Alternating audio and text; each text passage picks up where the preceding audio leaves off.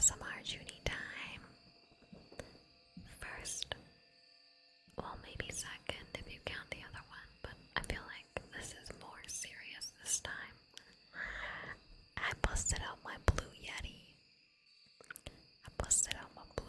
For this, so I can whisper in your ear. Hello. How does it sound? You guys are gonna be able to hear everything. If I fart, you're gonna be able to hear it. I swear to God. If I move in my chair like a certain way and it squeaks, it might sound like a fart.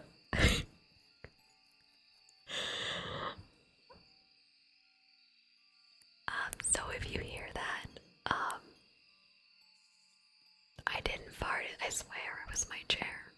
Okay, or the dog. We'll blame it on the dog. Always blame it on the dog. Anyways, welcome in, you guys. Hello, how are you doing? Hi. Hi. Lighthouse, good to see you in here early again. Hello. Fenris, hi. KO Platform, thank you so much for your lurk. Hi, Gunt. How are you doing, Gunt? Hi, Scorpion.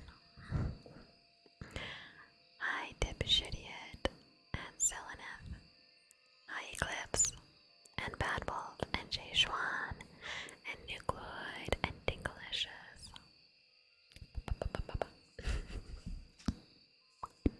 Oh my god, high quality sound pops.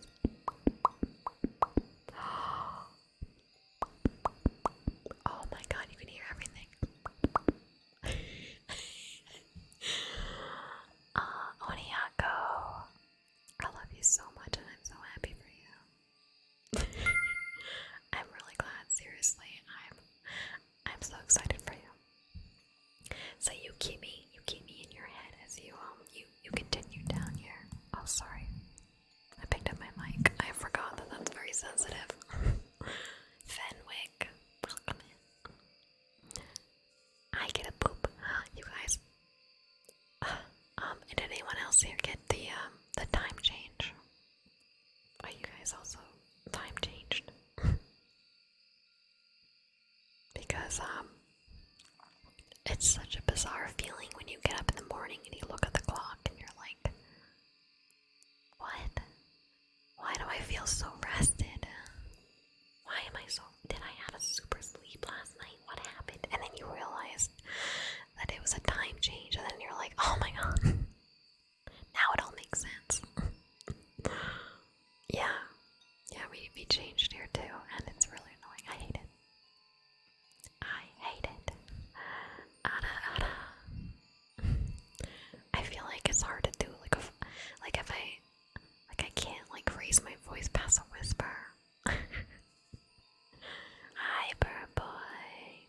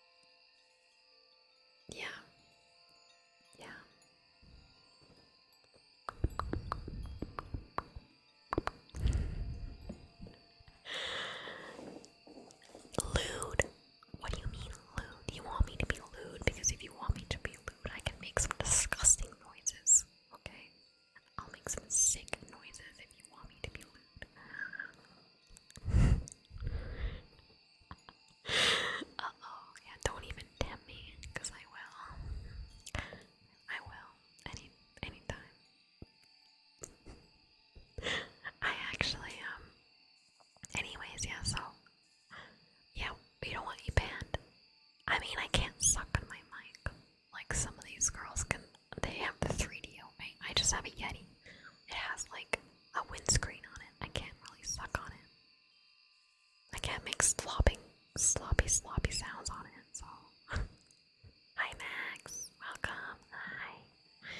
Guilty Werewolf, it's good to see you as well. Welcome in. Excuse me, ma'am. This is a Wendy's. Oh no. Yeah, so yeah, waking up this morning and I didn't realize that the time change was already. It really screwed me up. And then this is the good time change though. This is the one where you gain an hour. The one where you lose an hour is obviously like you might as well just fucking give up. That's kind of how that one is. But this one at least you gain an hour, but it's still annoying, right? Because everybody was like awake and moving around at like 10 in the morning because it's technically 11 a.m. But it's not, it's 10 now. So, but everybody and their freaking dog was up at 10 doing shit, going to Costco, and I'm like, you guys, get off the road, I hate you. Get out. Yeah, we gained an hour. Oh, you gained an hour of work. I'm sorry. Hi, Suki. Hi, Suki. How you doing? Yeah, and then, I mean, an extra hour feels nice, but, I don't know what you're saying. Oh no, can you not understand me? Is it me? Yeah, we're gonna read No Sleep stories. Are you excited? I picked out three. No Sleep stories. And they're the top ones from this year. Turn the volume to max. Okay, good luck. You guys know that I have dogs, right? You guys know I have dogs, and they like to bark. And when that happens, it's not if it happens, it's when it happens. I apologize for your ears. I apologize. It's gonna happen. It's gonna happen at some point. They will bark, and the whole world will know. Everyone in your household will know. People in Australia will know. Yeah. So, good luck, everybody. I'll have you know that I'm listening to it as well. So when they bark, I'll suffer with you guys. I'll know what it feels like. Now I'm very loud. Oh, sorry.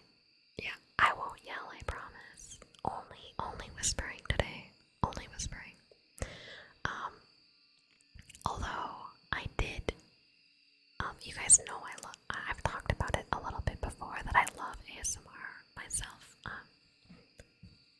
I watch the videos to relax, and I don't know, I do get the tingles. I get the tingles from them. So, Kronos, you're a sassy bug.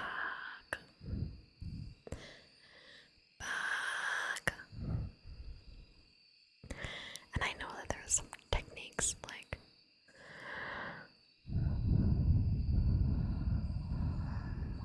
that some people like for triggers.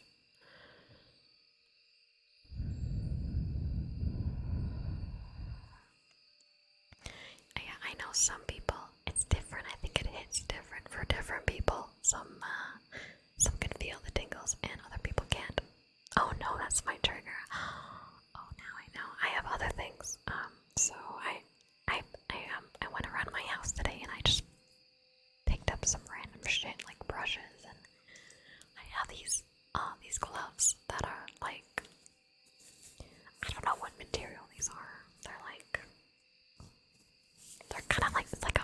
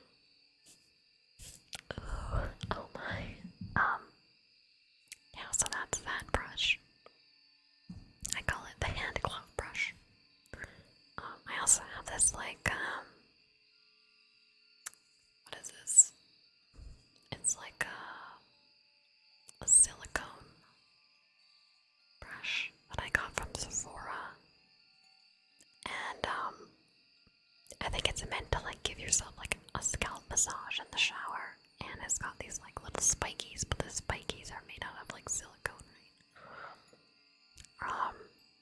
So that's what this. Hold on, this is what this one sounds like.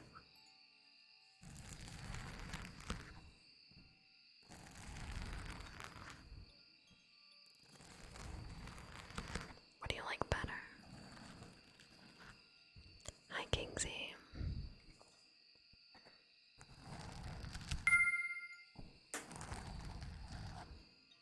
Hi, numbnuts.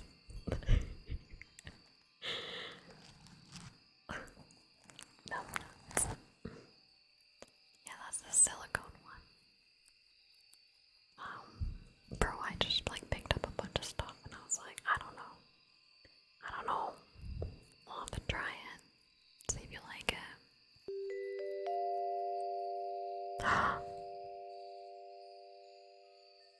Damn, has it really been 4 months already? Thank you. Hi Juni, how are you today? Thank you so much for the sub with the Prime Gaming.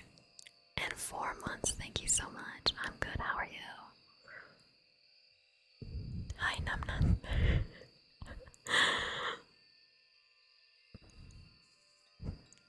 Yeah, you should, whisper your partner.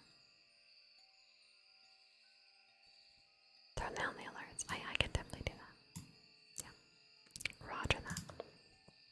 How's that? Are they the nice alerts, right?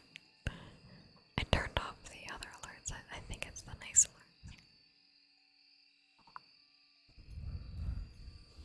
Okay, we'll try that. What else do people like with ASMR?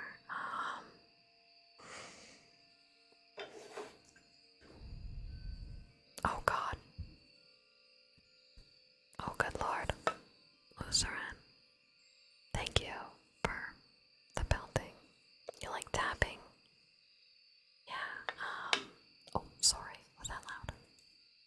I have these, okay. Let's see what tapping. Oh, I know. I don't have very long nails right now though. But I do have this like what is this called?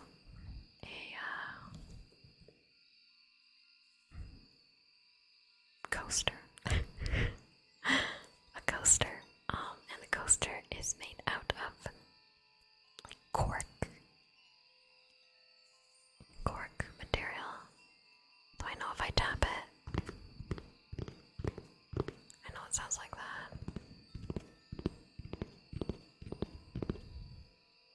It's kind of like a softer material though, so the sound isn't as loud.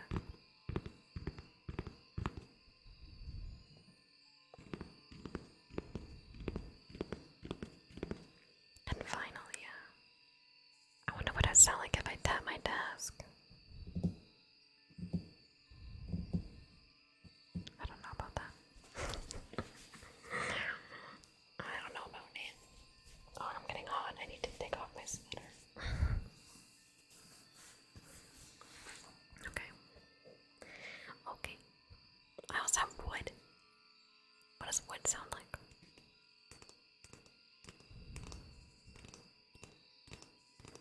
Tappy, tappy, tappy. Tappy, tappy, tappy, tappy. Televate Mayor, hello, welcome. Hi. This is wood tappies.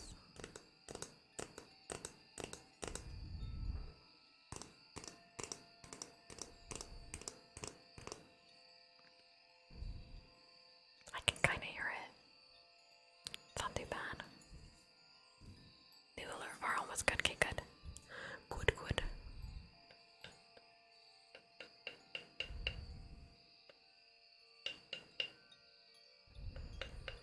Oniako. What are you doing? This brush that I have. Oh, you're gonna get a new yoga mat because your cat destroyed the previous one. A good price for one. I think it depends on what you're going for. I personally like ones with a little bit of grip.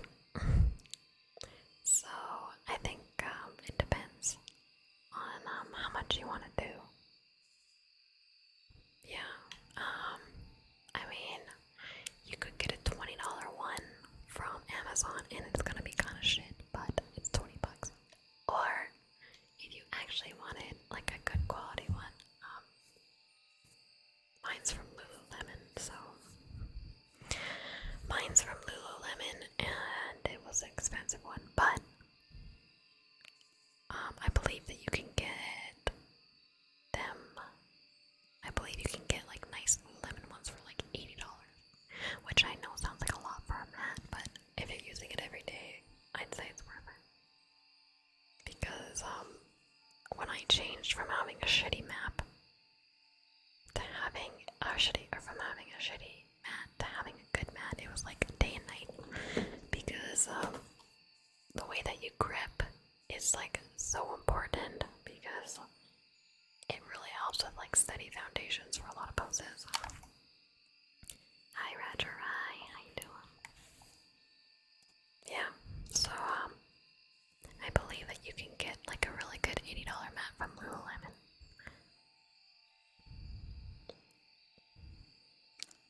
If you prefer to have a good big one that you enjoy, yeah. Yeah, I think the only thing is they smell like rubber. Like rubbery. It goes away after a while. Hey Juni, guess what? Well, hello. 9 months. Oh my god, it's our baby. It's baby time.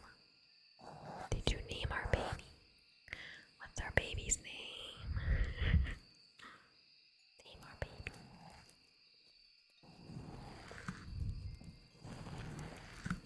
I'm brushing your head. I'm brushing your hair.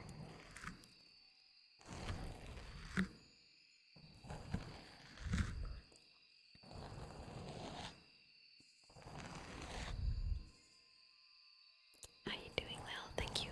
Thank you so much for your 9 months. And dear dude, that is absolutely amazing, incredible. I am so thankful and appreciative for you, Lil. Thank you so much.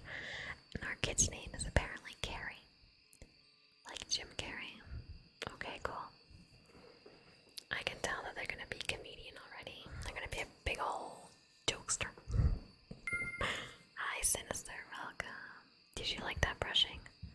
So that was, I used my actual brush that I use on myself. It's like a rubbery one. It's like one of the round ones that like, you know, it's like unending. That was like a round one where, you know, you rotate it, like a round brush, and its little bristles are like little, like rubber. It's kind of like thick rubber things. I don't know. It's meant for finer hair. Yeah, that's what this one sounds like. I was thinking more from that one horror movie, Carrie. Carrie from one horror movie.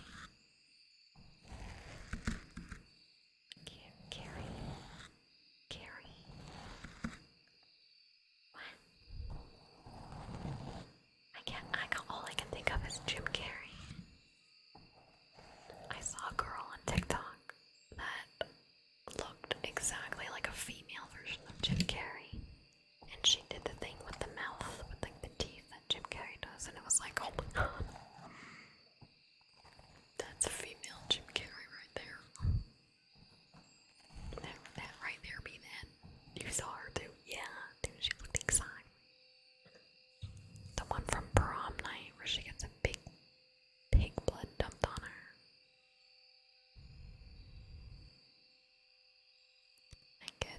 And she psychic murders everyone. What the heck is that from? It reminds me of Scream Queens. Have you guys seen Scream Queens? Why is that so hard to say? Scream Queens. Scream Queens. She was saying she couldn't be a doctor because of, yeah, because she'd walk in and have to tell her patients that they had cancer with that stupid news. It's like, yeah, that's kind of true though. That do be true though. Can you guys hold on?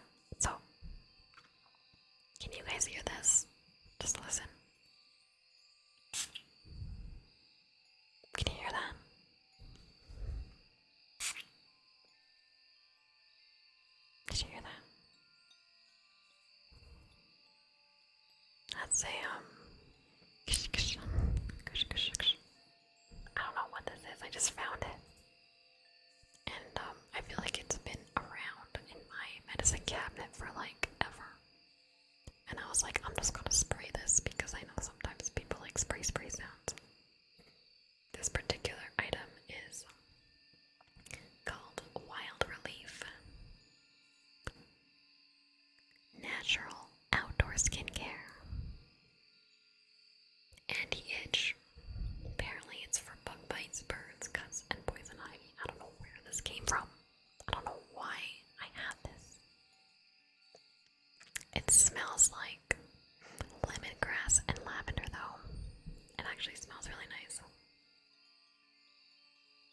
Kind of like I feel like we're in a spa now. Can you feel it? Can you feel the mist?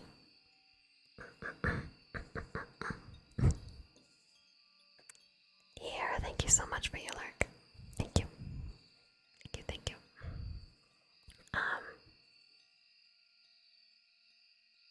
Yeah. I've never been, what was I gonna say? I can't remember, so I'm just gonna brush you.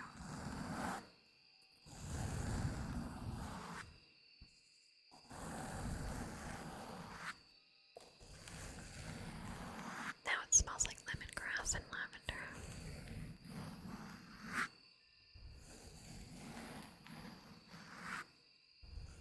Faravox, thank you for your work.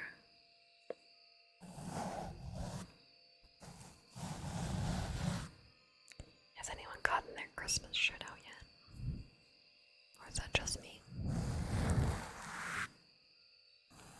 Do you like the spray sound? There's a lot of really cool triggers. Brain overeating. Is that good? Is that like a good thing or is that a bad thing? Overeating is generally bad.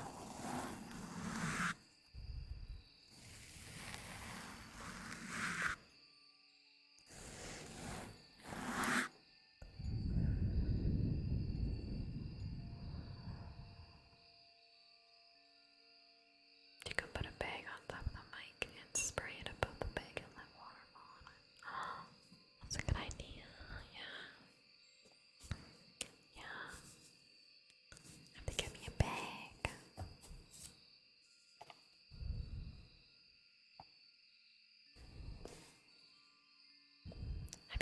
Do you listen to a lot of ASMR, Suki? You know all your favorite triggers.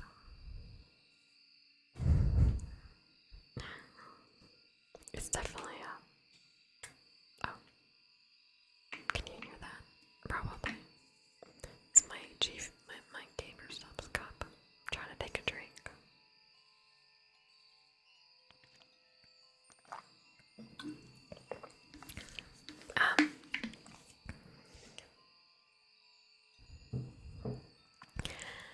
Do you listen to ASMR a lot? Like me? Swallowing. Sorry. Or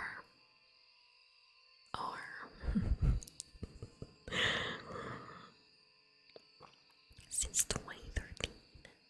Dude, I didn't even know it was a thing back then. I feel like I didn't even hear about ASMR until like 2019, 2020. I didn't even know what it was. It's kind of, it's definitely really like blown up since then. For sleeping and relaxing on Nucleoid. Heck yeah. Do you have any favorite triggers? Do you guys like wood? I grabbed some wood. These are like wooden spoons, but I don't think they're used like for cooking. I think these are more used for like a salad, like tossing a salad. Tossing a salad. Tossing Judy's salad. Yeah.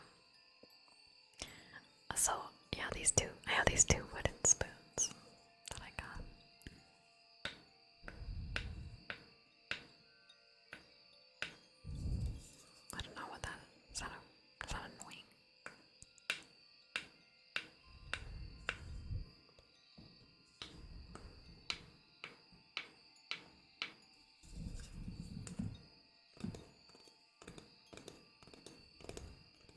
I'll start with the 3DO mic. Oh yeah. I like it's sharp. Thank you, Jeff. A bit like cooking. The 3DO is really good at doing like ear massages. I like that. Cutting something on a wooden blade. Hi, Dark Pie. Sees horror mentioned. We're reading No Sleep stories tonight, so yeah, get in here and get cozy and horror ASMR. What else would a horror ASMR entail? Do you think like the sound of guts? Horror ASMR is like the sound of guts and like gurgling.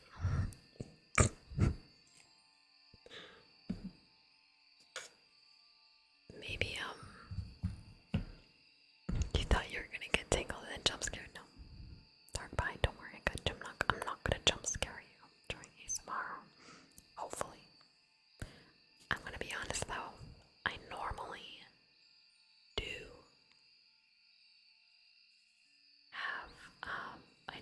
do have jump scare sounds, and I hope I turn them all off for this.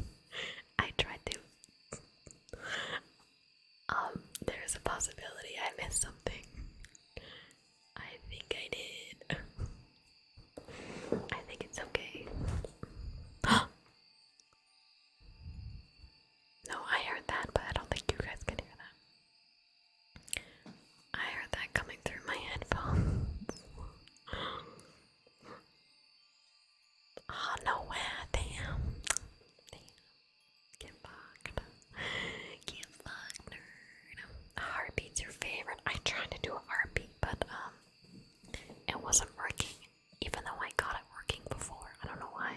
Hold on, let me try.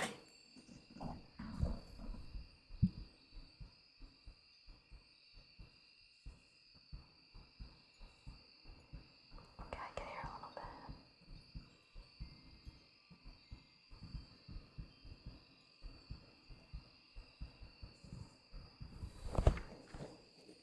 It's really, really quiet.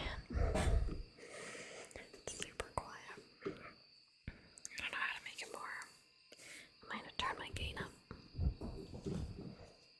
I don't want to move around too much because I might accidentally. I'm kind of a klutz. And I might accidentally like bang my head on the desk or do some cardio. Yeah, we gotta start heavy breathing.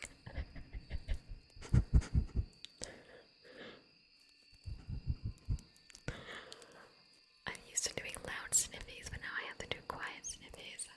Run the stairs. You guys, I can't. This is day 6 of Juni Gets Apps by January. Today is my rest day. I refuse to run down the stairs. Sniffies. Hi, Dark Pie. Thank you so much for your sub.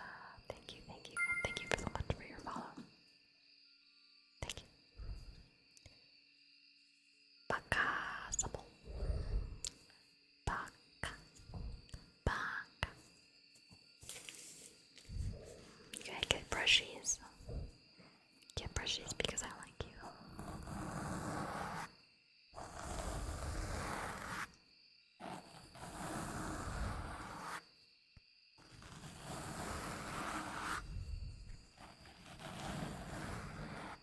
I wish you still had the compliment me redeem. It's sitting there, it's just not activated.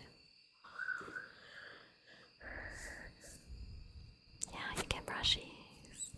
Thank you for the prime, I appreciate it.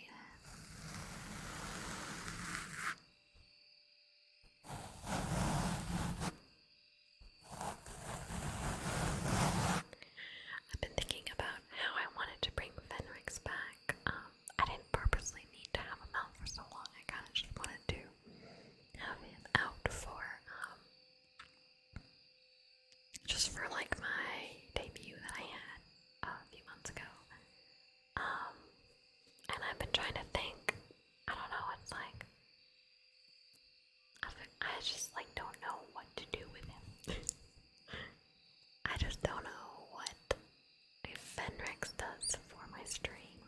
just like figure out what his value is, you know?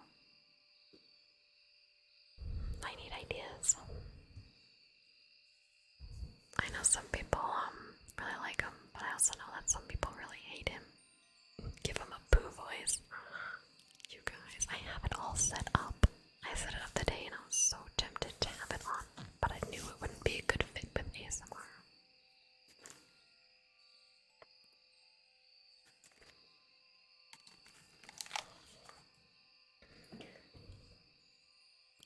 I knew it wasn't gonna be a good fit with ASMR because I can only imagine some of the voices that you could possibly pick. Bakasabo, don't leave me, no. Yeah, ASMR poo, exactly. ASMR poo. So he's my default AITTS voice, and I finally set it all up today. And I do have, it's not on right now though, because of ASMR, but tweaking his voice, yeah, I think that's a good idea so people can understand him. Bakasabo, thank you. I appreciate that very much. Thank you so much. Take care. I hope you go and have a nice sleep. Nice sleep.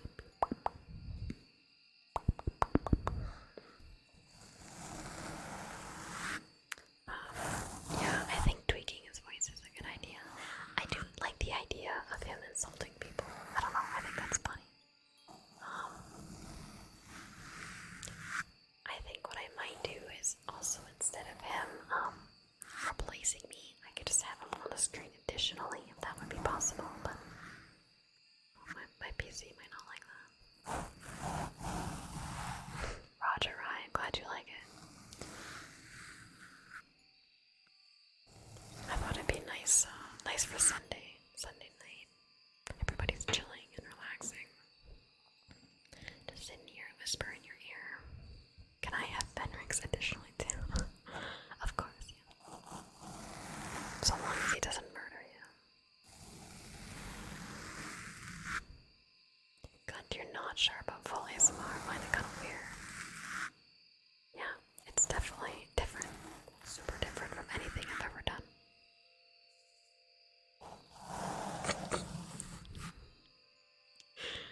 Blowing shit, oh my god. Yeah, exactly.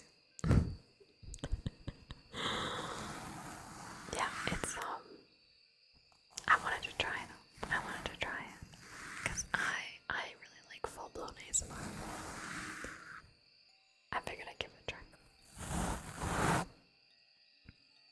Canadian noises like maple syrup. What is maple syrup supposed to sound like?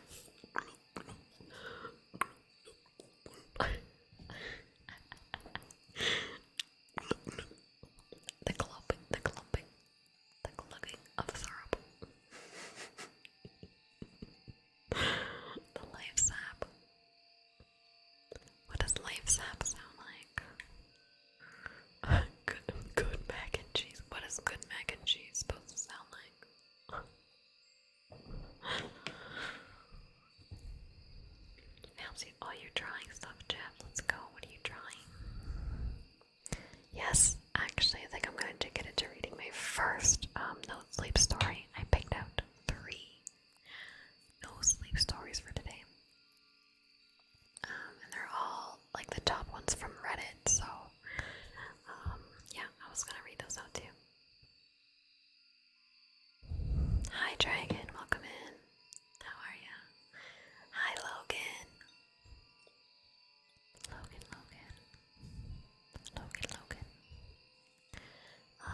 Yeah, I do want to read the first one. I have a few picked out, and I think they're pretty decent in length. So let's see how many parts this one has. Oh, it's actually not that long. That's okay. We'll read the first one and then take a break for a bit. And then read the second one. I know you guys can probably hear my mouse is really loud. Will the stories be full ASMR or regular voice?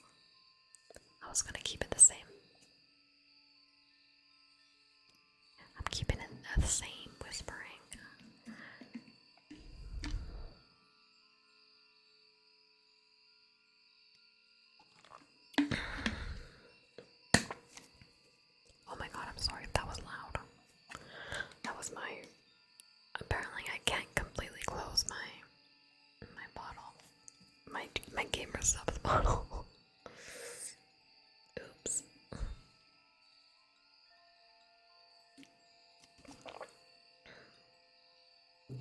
God, do you like regular voice? Sounds like you like regular voice more than whisper voice.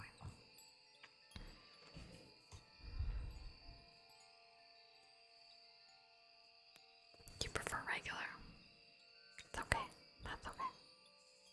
We're trying something different. I knew it was gonna be. Both are cute. Both are cute. How about this? We'll do one story. You have sensitive hearing and it's a bit much. It's okay, good. It's okay. You know what we can do is I'll read the story like this, and then the next one that I read,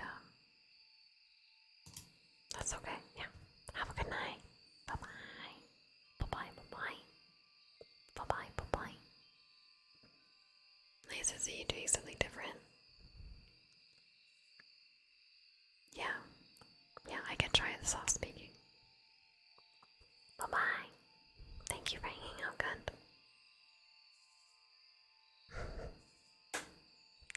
What was that? What was that? Thank you, Logan. Yeah. I know it's gonna be a little bit different. Nothing like anything I've ever done before. Oh, it's my chair. I think making that sound. Maybe.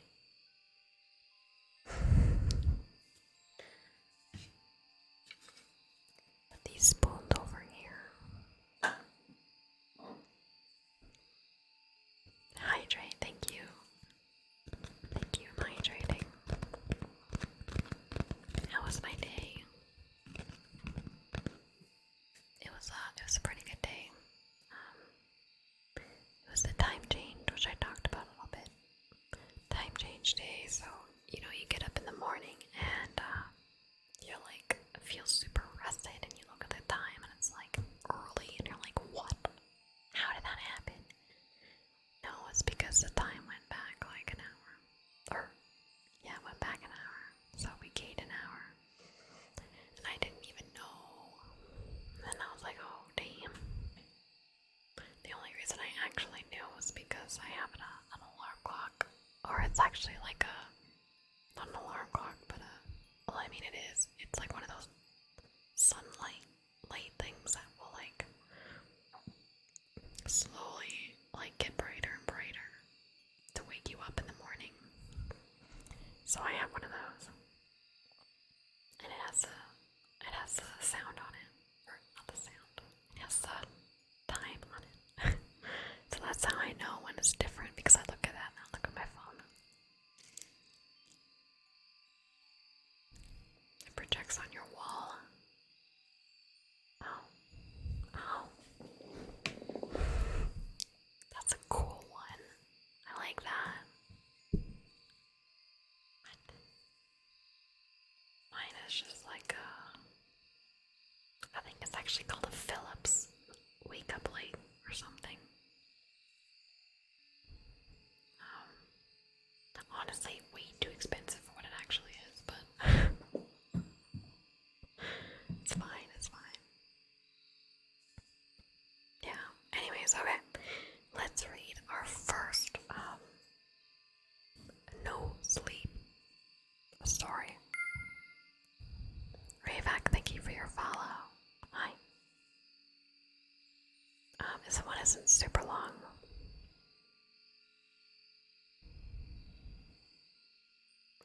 So we'll try it whispering, and then the next one I'll do like a soft spoken, just not whispering, but like a soft spoken voice. And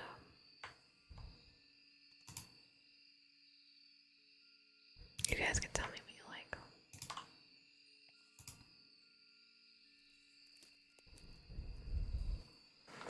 Alright, so I'm gonna turn off the light for this as I read a spooky story. I thought that would be appropriate.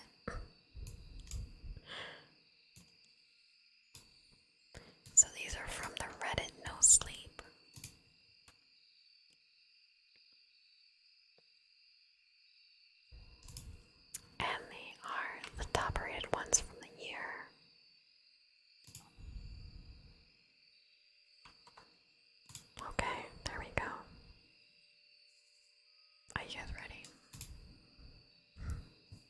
You ready? You ready? This one is called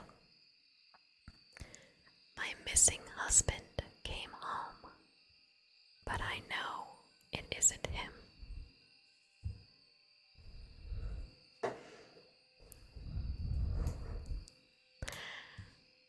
My husband went missing 6 months ago. Just went out for work one day and never came home. It was a horrible shock to the whole neighborhood because things like that just didn't happen in our little slice of white picket fence suburbia. The police launched an investigation and the neighborhood watch sent out search parties, but no one ever found any evidence to indicate what had happened to him. Our families were devastated. Recently, the missing posters have been taken down or papered over. The updates from the police become less frequent and dwindled away.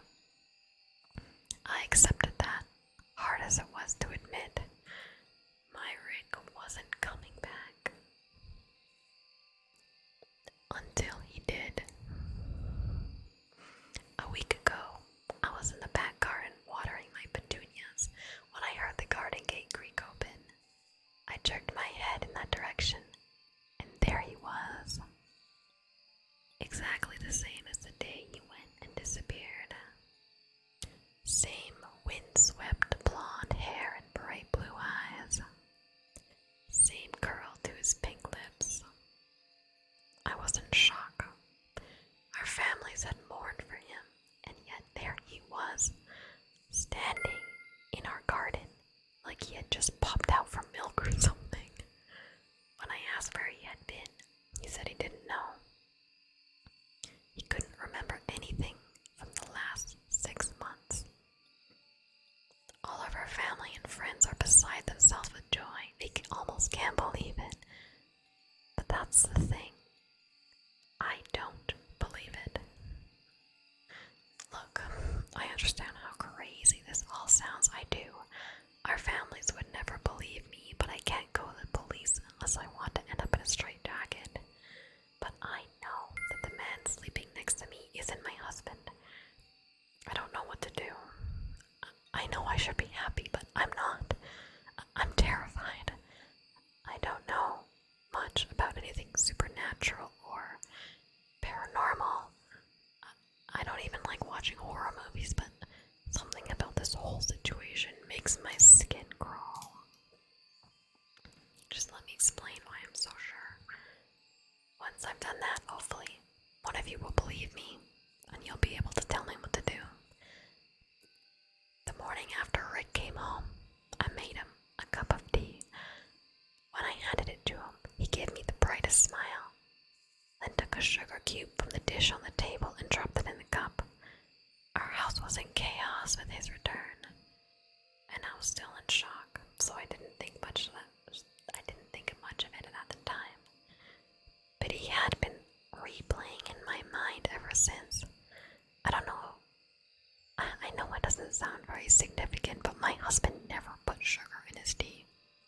He was very adamant that it ruined the taste. And he'd get so frustrated if I ever put sugar in his cup by accident. And yet, this man had sugar.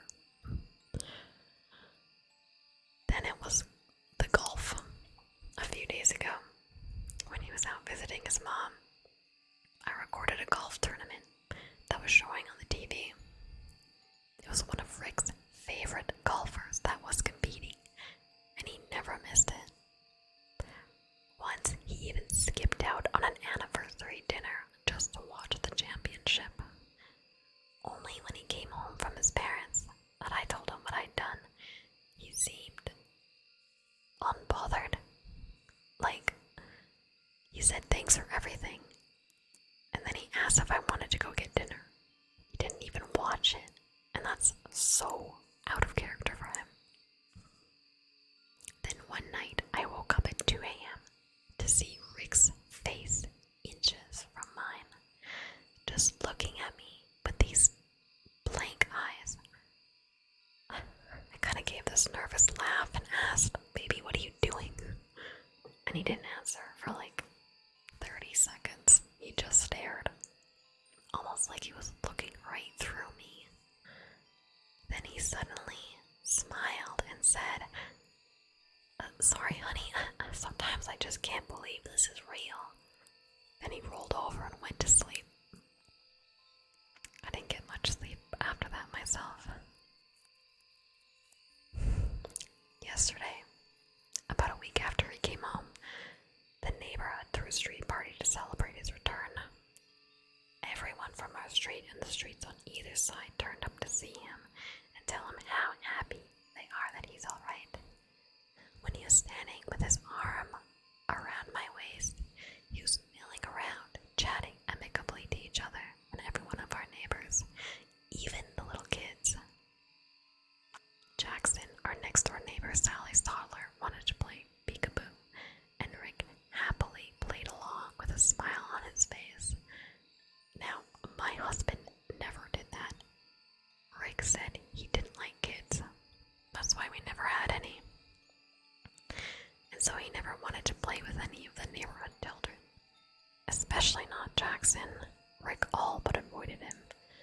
But before he disappeared, I had started to suspect it was so I wouldn't see them together and notice the subtle but unmistakable similarities. The final nail in the coffin, proverbially speaking, was Sally. Just this morning, she came knocking on our door. Her excuse was the tray of brownies she carried, and I think she was wanting to push her way into our morning so that she could see for herself what the situation was. After she left, I called her a nosy busybody. Rick laughed, kissed my head, and agreed with me. That was when I knew for sure that it couldn't really be him. Rick always used to get so mad whenever I insulted Sally. Like I didn't have any right to hate her. Even though she'd been fucking my husband for years. But today, there's none of that. He didn't even try to defend her. I know what you must be thinking. He was in an accident or something. He might have had some kind of traumatic brain injury. Caused him to forget things, maybe about his life. Maybe even change his personality. And that's valid, reasonable explanation. But I have no doubt it's what the police would tell me if I reported all of this. But you know why I'm dead certain that man isn't my husband? He doesn't have a scar. If it was really Rick, he'd have a scar on the side of his forehead shaped like the golf club I hit him with. Jesus. But there's nothing. Not a mark. Honestly, I'm this close to going out tonight, digging up my petunias just to make sure he's still under there. I don't know what I'm sharing a bed with, but I know it's not my husband. So what the hell am I going to do? Excuse me, officer. Alright, that was part one.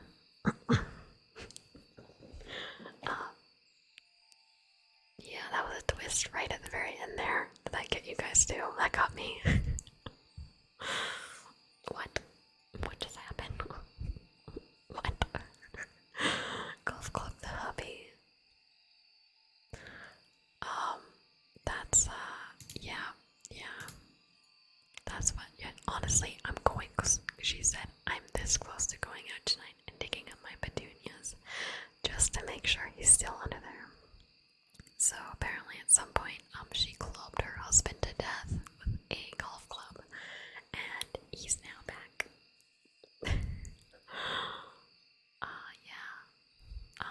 Interesting. I didn't know that it was gonna go that way.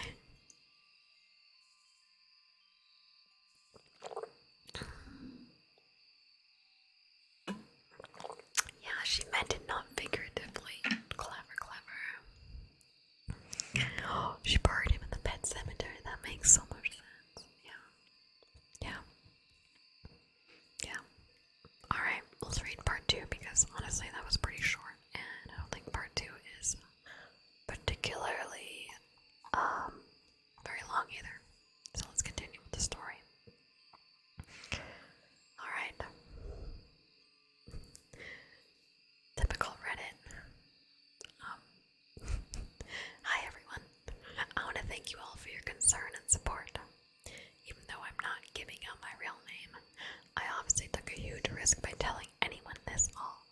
so grateful you all tried to be helpful.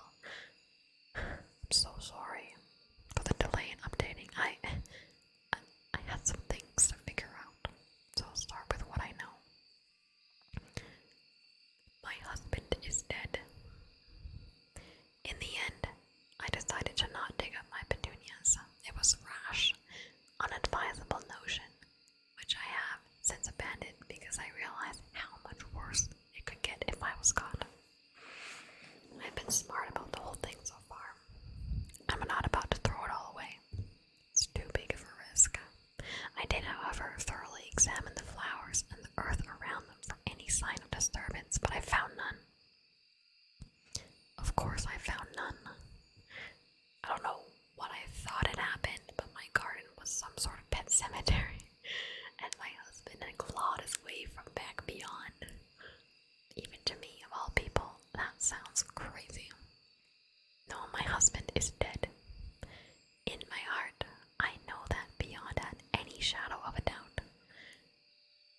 Which means that whoever is in my kitchen right now is a complete stranger. He looks and sounds exactly like Rick. His own parents don't even notice a difference, for heaven's sake, but he doesn't act like him at all. Which tells me again that he's a stranger, that he never knew me before this, and he certainly never knew Rick. He doesn't enjoy the things Rick enjoyed. He doesn't say the things Rick said. He doesn't complain. He doesn't raise his voice.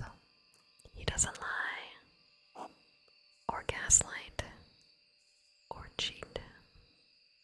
Frankly, he's a better husband than Rick ever was. Honestly, when I think about it like that, I'm almost tempted to just let it go. I tried to let it go, not to get caught up on worrying and just accept my new life for what it is, but I find myself unable to let it go. Because even though this man seems ordinary and kind of reasonable, there's one thing that scares me still. For someone to have so confidently taken Rick's place, they would somehow have to be sure themselves that the real Rick would not return to complicate their plans. However innocent or sinister those plans may be, whoever is calling himself Rick, he must surely know that Rick is dead. And if he knows that, I would bet anything that he also knows how. I've gambled my life and my freedom before, and I don't intend to do so again. A couple of you suggested that Rick might have had a twin. That, for whatever reason, I never knew about it, or perhaps a doppelganger who saw his chance at a more comfortable life and took it. Either of these seem to be the closest to the realm of possibility, so they were the first theories I set out to confirm or disprove.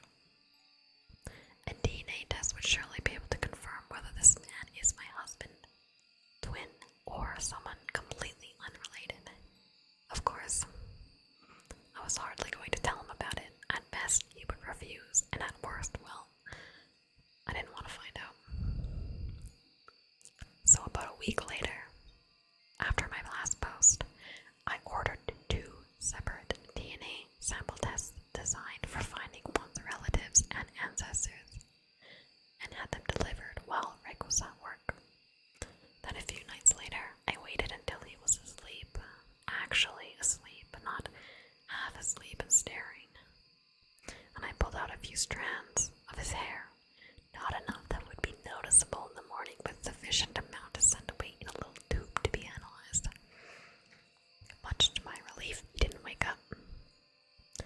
I'm not sure how I would have explained it if he had. I sent the hair away to the DNA test companies, and they told me I'd have to wait a couple weeks for the results. And in those couple of weeks, things have gotten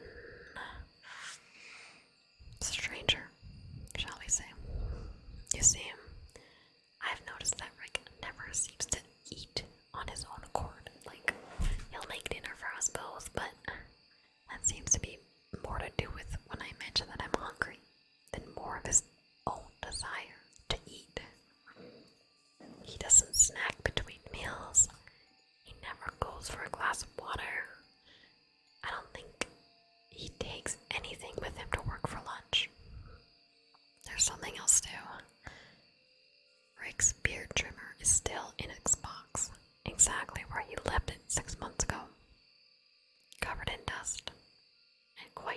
obviously unused. And yet Rick has been home for nearly a month, and his beard doesn't seem to be any longer.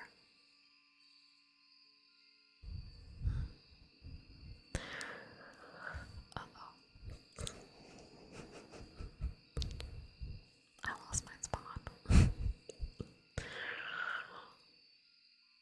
Oh, here it is. Even though he used to trim it twice a week. On top of that, the staring has become frequent occurrence, and not just in the middle of the night. I catch him watching me during the day too, always looking away or laughing off whenever I notice him doing it. Anyway, I might as well tell you why I'm writing this now, because I can't make head nor tail of the situation anymore. The DNA tests come back in the mail this afternoon before Rick came home from work.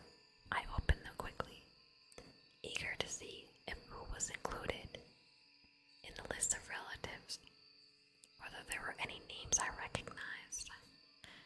Either way, it would answer my question.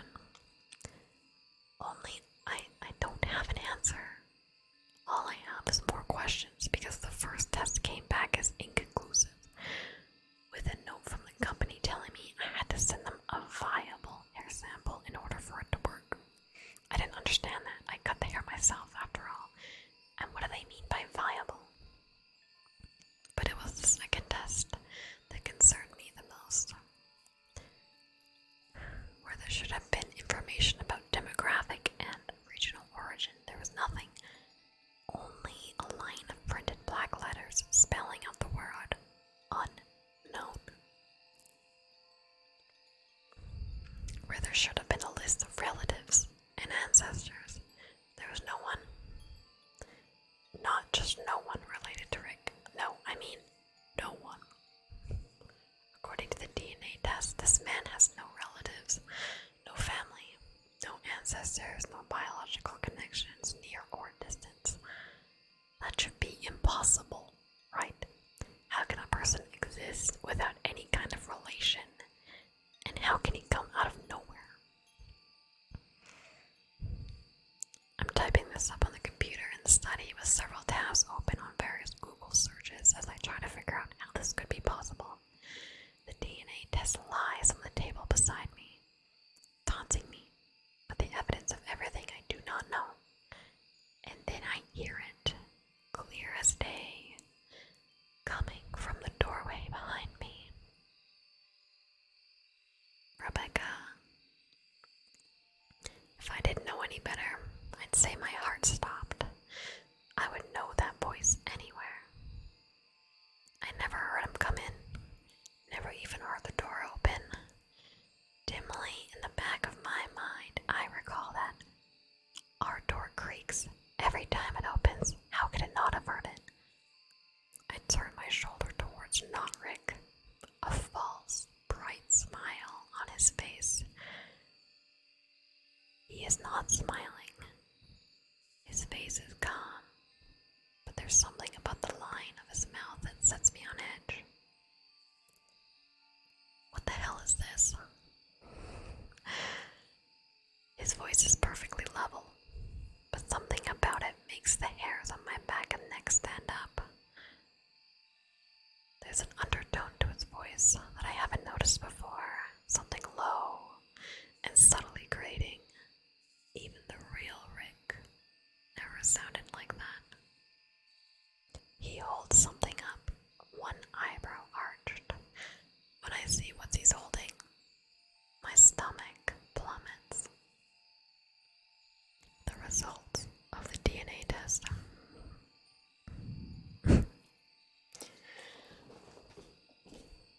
That's the end of part 2. I don't know where part 3 is, so GG. It's up to your imaginations. What'd you think? His weakness is a golf club. Yeah, just use it on him again. Guilty werewolf. Will you be making ASMR routines? I don't know. This was kind of a one-off to see how it would all go. What kind of ASMR redeems are you looking for? Different triggers. I'm back. Hi, Selena. Welcome back. You can't do this to me. If you guys can find part 3 of the story, yeah, sure. If you can find part 3, this is the link to the part 2. So, if you can find part 3, then I'll read part 3. How's it all? How does it sound? Okay, can you guys understand me? Astrasia, by the way, thank you so much for your follow.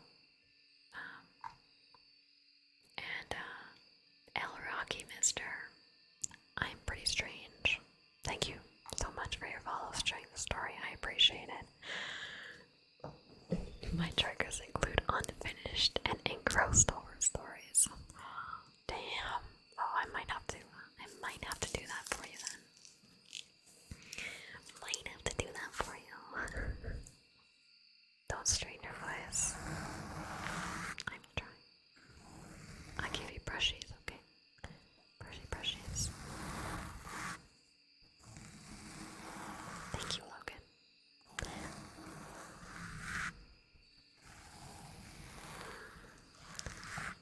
Even I can hear that, it's nice. Like someone's brushing my head. I really love it when people play with my hair. And brush my hair. We would always, when I was younger, me and my girlfriends, when you'd have sleepovers. This sounds kind of weird, but we would draw on each other's backs. Draw shapes or letters or things, and we would try and guess what we were drawing. And it always gave me the tingles, like ASMR does. Isania, welcome in.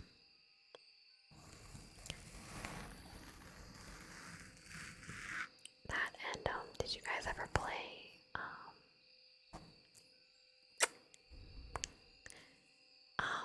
light as a feather, stiff as a board? Do you know what that is? Honestly, sometimes when I talk about things, I feel like it's just a Canadian thing or what? I never know. It's like light as a feather, stiff as a board, or the Sandman one.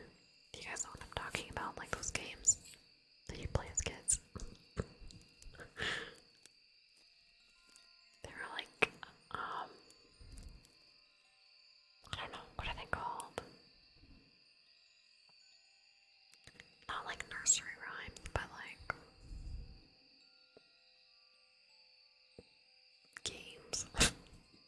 Kid games. I don't know, dude. Yeah. Oops, sorry. Loud. Pennies. Brushies.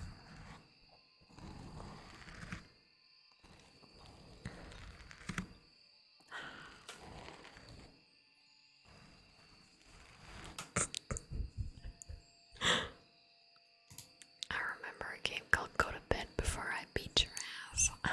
Ooh, that's a good game. You better get your ass to bed, you little bitch.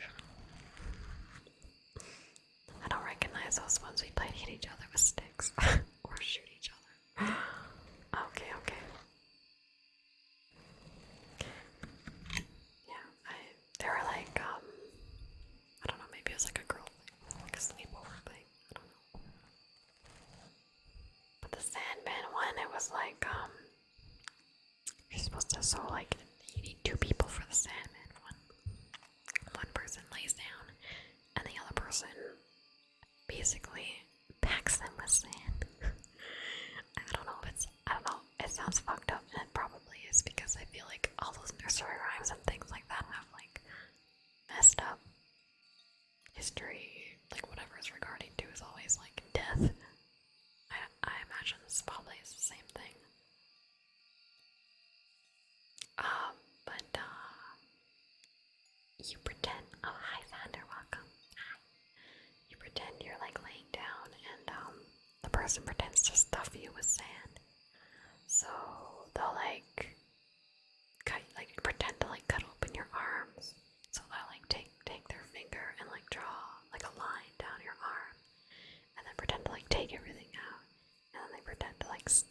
like stuff sand inside of you. And then like what it's supposed to do is supposed to be like a weird mental thing that by the end of it, you're supposed to feel really heavy. Like you can't get up because you're filled with sand. That's one of those things. Yeah, I can't remember.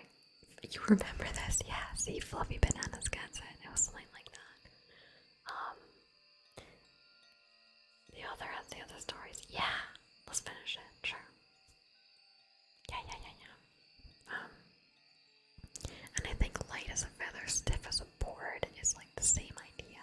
Light as a feather, stiff as a board. Or it's like, how does that one work? I think it's like a weird witchcraft one. I think one person has to like stay still and like the girls around you need to like chant light as a feather, stiff as a board as they like try and pick you up and so you levitate. Does this sound like witchcraft? That sounds weird, right? I don't know if that sounds like normal shit. You post it on disc, okay? Let me find it. Perfect. Sounds like cult ritual shit. Yeah, you know it kinda does, and I regret telling it to you now because you guys are gonna think I'm weird.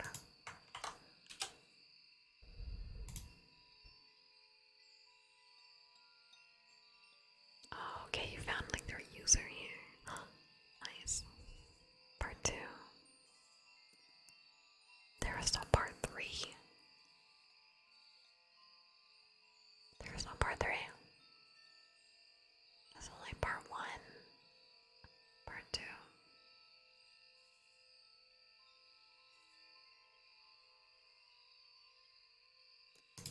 Boo. Boo. I guess they have other stories though. We already thought you were weird. Okay, sure.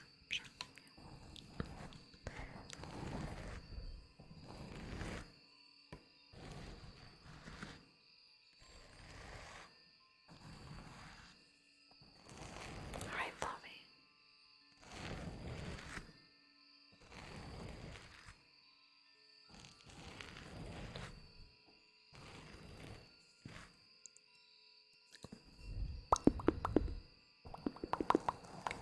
The pop noise is so loud now. I like brushes. Same. I really like brushes too. They relax me. Close my eyes. Oh. Put my mic there. That's what I do most in your ASMRs. Oh, Niako, I didn't know that you do ASMR too. I miss them. No, I need to come see.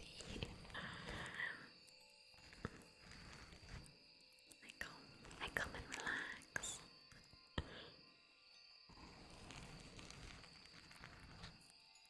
So do we think that the husband is a zombie? The husband is either a zombie or an alien. Some kind of being not of this world. Or like a parasite. Maybe like a shape changer. You guys are both big fans of ASMR. You vote alien. Not that many, but I do have sometimes indulge put chat to sleep. Oh. Do you do whispering or you just do like soft spoken? This is my first time trying to whisper, and my first time setting up a stereo mode on my Yeti microphone. Zombie would have, oh yeah, zombie would have his DNA. Yeah, okay. Yeah, maybe an alien. I mean, or some kind of, an alien entity, something not of Earth, who probably maybe like took. The thing is, he obviously has like some notion of how to speak, and like, he knows English and stuff though. So how do they know that? And he knows like, I would imagine that he knows some things about Rebecca, like her name,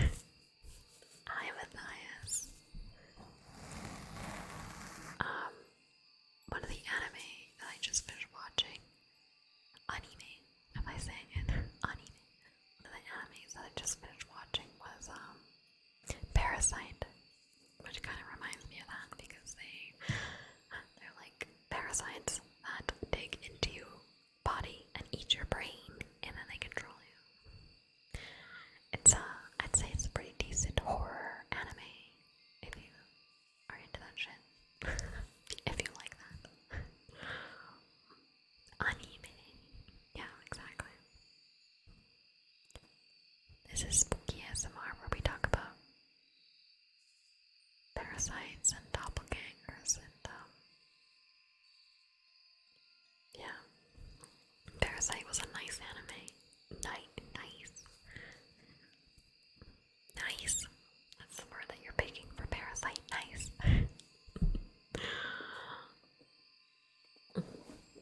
Roger, right? You like parasite?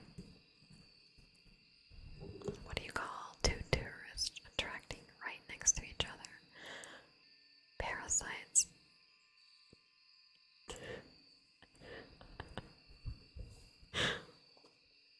Parasites.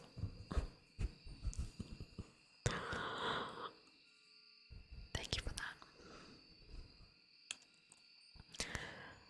What am I? Oh, I started watching, which I know it has a big following. Classroom of the Elite. Has anyone watched Classroom of the Elite? Don't give me any spoilers, but did you like it? It was one of the top picks for me, so I decided to give it a go. I'm on like episode 3, maybe. Just started. Have fun on your walk, Logan. Thank you for hanging out. The opening of Parasite was like one of my most played songs. Really? You like the opening for Parasite? I always skipped it. My favorite anime opening is Ya Boy Gongming. And I really liked the season 4 of Attack on Titan. And opening was super badass. Season 4, right? Like the last season. One with like the hardcore, like the metal music. I like that one. You know, sometimes you get those anime openings. Hi Kermit. How you doing? Hello. Sometimes you get those anime openings that you can listen to over and over and over again, and then sometimes you get the ones that you listen to it once, and God forbid you better not listen to it again. You gotta skip that shit. Skip it.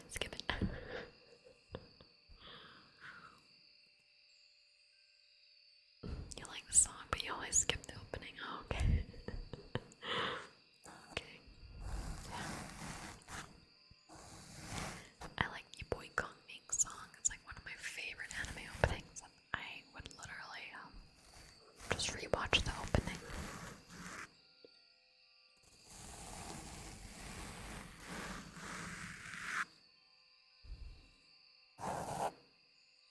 Your voice is on the right when your model's on the left. Okay, but it depends on your perspective. I guess if you're facing towards me, yes, but if you're facing away from me, then it would be correct. But yeah, I think it depends on your perspective. You've been listening to Chainsaw Man for the last 2 days. I have to catch up on it. I've been trying to avoid spoilers. I think I'm on episode 3. Yeah, I'm pretty sure I'm on episode 3. I know a lot of animes on the go right now. I have that. I started watching Yuri on Ice. And I just finished Parasite, and then I'm watching Class of the Elite.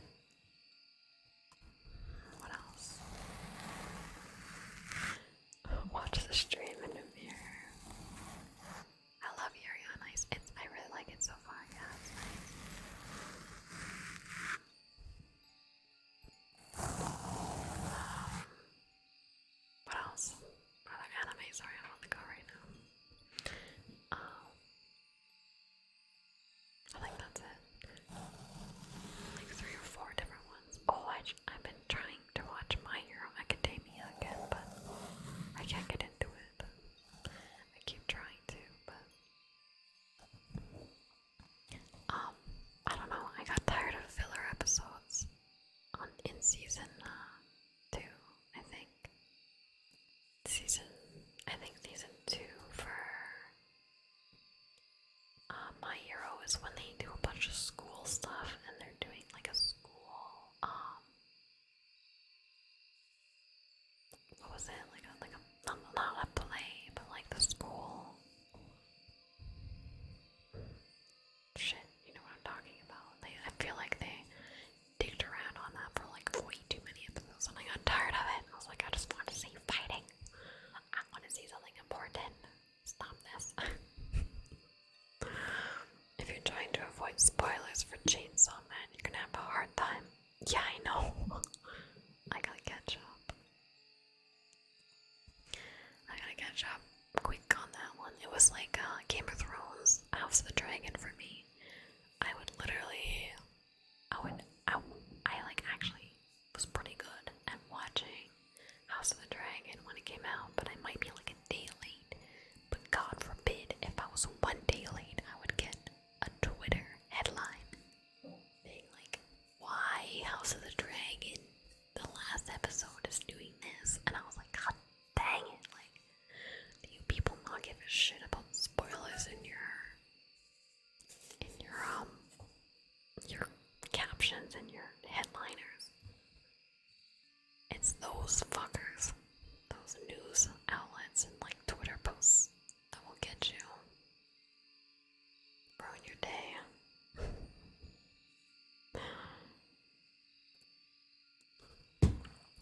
Oh, sorry. You feel like, yeah, it's easier to read than watch. Yeah, I don't know. It's like,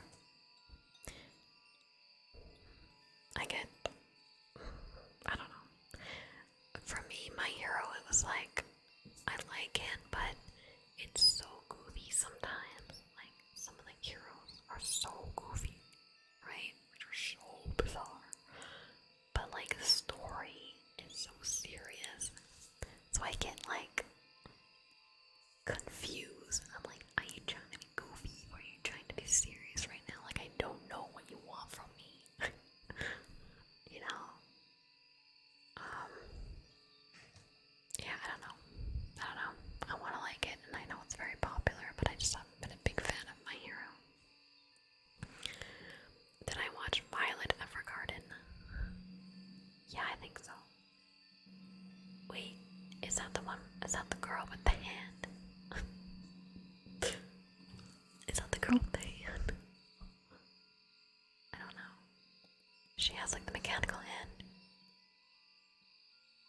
Right? I don't know if I finished it. Yeah. Yeah, I did watch that, but I don't think I finished it. Chainsaw Man will never not make me think of Ash Williams. Yeah. Yeah, dude. It's really good though. Groovy.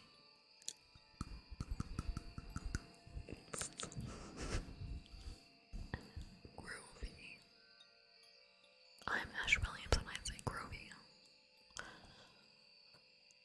It's your favorite anime. You think you watched it 4 times? Oh wow. Let's go. Let's go. Your favorite anime. I'm trying to think what my favorite anime would be. You know what's funny? I used to watch anime a lot as a kid. Like Pokemon and Digimon and Sailor Moon were like my favorite shows. Escaflowne. And then I kind of fell out of watching anime for a while. I'm not really sure why. But just recently, because I started learning Japanese, I've been watching a lot more anime now. Like a lot. And I'm really enjoying it. And I think part of it is because I'm watching it on subtitles. And I can kind of understand a little bit of what they're saying now. That's pretty cool. Not like most of it, but like I can catch like a few words here and there or a phrase. I can catch. And I feel like I'm better at understanding the influxes and the tone and just how the sentences are meant to be portrayed. first of all, when you're watching it in English, sometimes you just don't get the same effects,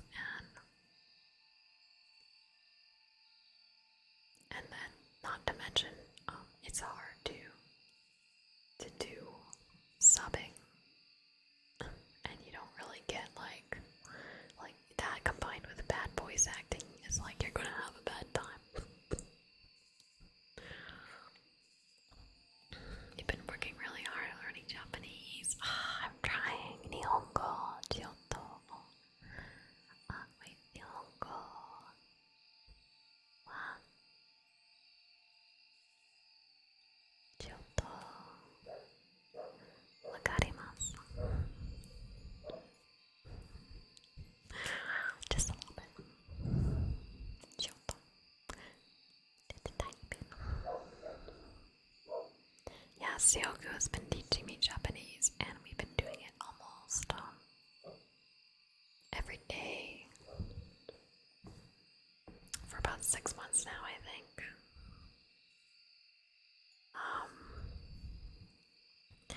Yeah, so we spend anywhere from like 20 to 40 minutes, I think, a day, so yeah, it is some dedication, and we've gotten to the point where I'm pretty good at reading hiragana now. I'm so bad at katakana though. I have a lot of practice to do with katakana. And I can write a few kanji. A few. I can actually write them without having to look, which is kind of fun, but it took me a long time to be able to do that. It's hard to be able to recall kanji and write it perfectly. Hi, Golo Dad, welcome. How you doing? Yeah, it's hard to be able to do that.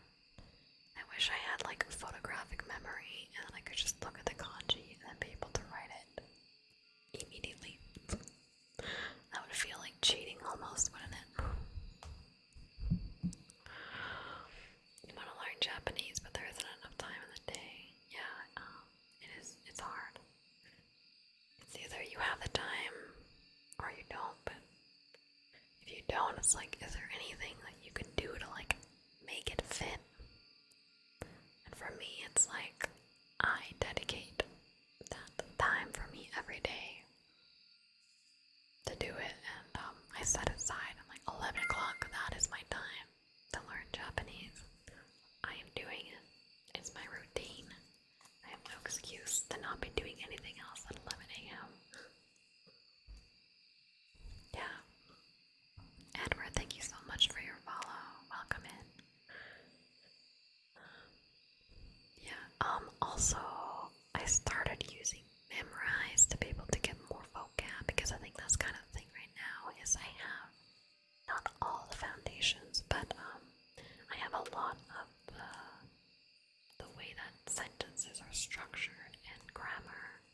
I have a lot of those basics now, so I think the biggest thing is learning words. Learning words and learning kanji, which is even more of a block. Kanji is like for reading, like I can probably understand a lot better listening, because there's no kanji when you're listening. When I'm reading, I always come across kanji that I don't understand yet, so I have to look them up.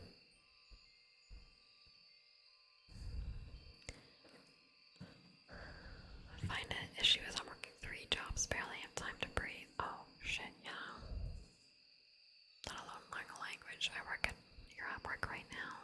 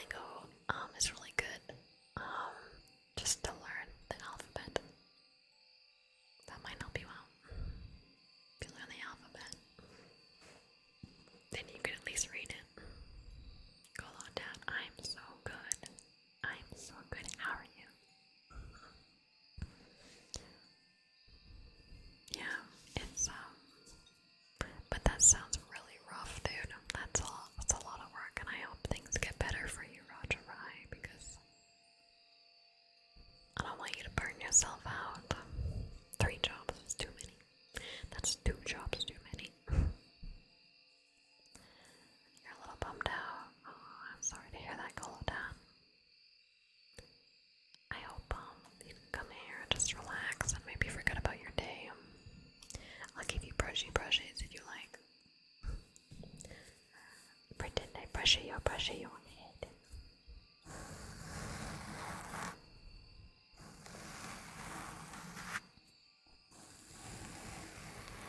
Yeah, finish learning German while you're in the green rental. Do it, do it, do it. Do it, do it, do it.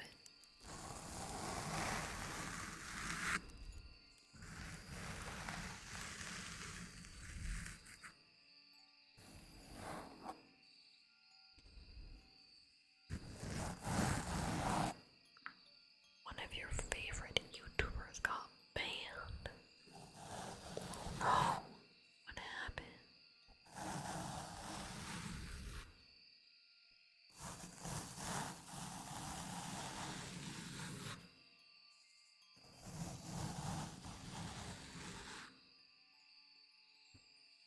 Juni is a short tree, but we have a brush brushing with a brush. Thanks, Lighthouse. Thank you.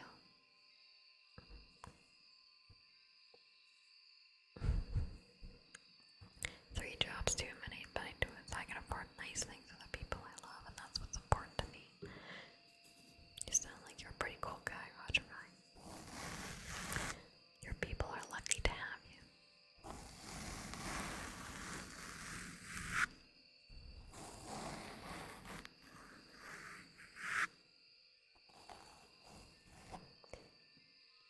We roasted furries and PG tubers. Oh, I see.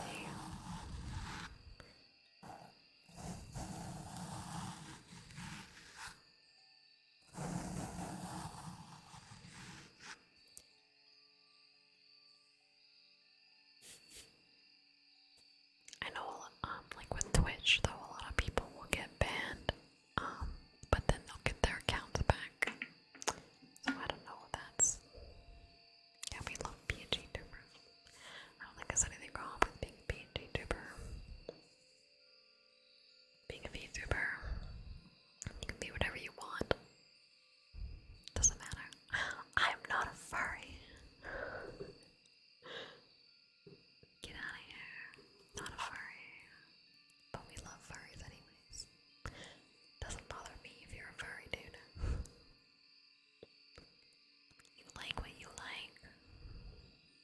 And you get it. Own it. A lot more enjoyment for making sure my family and friends are happy than I do for myself. Oh, you have to head out. Thank you for hanging out with me on your break, Roger. I hope your day shapes up to be a little bit better. I hope I was able to at least relax you a little bit during your break. Take care, and I'll talk to you later. Hi Logan, welcome back.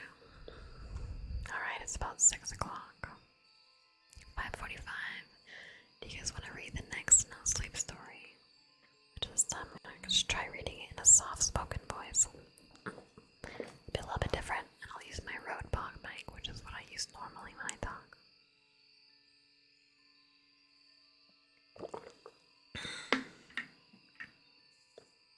Let's see. Thank you for the hydrate. I am hydrating.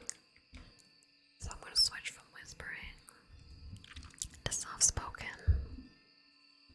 Let's see what it sounds like. Oh, I'm sorry. I put my thing on the desk. That was loud. I have to like put everything down so carefully so I don't like bother your ears. Okay, I'm gonna switch to my other mic.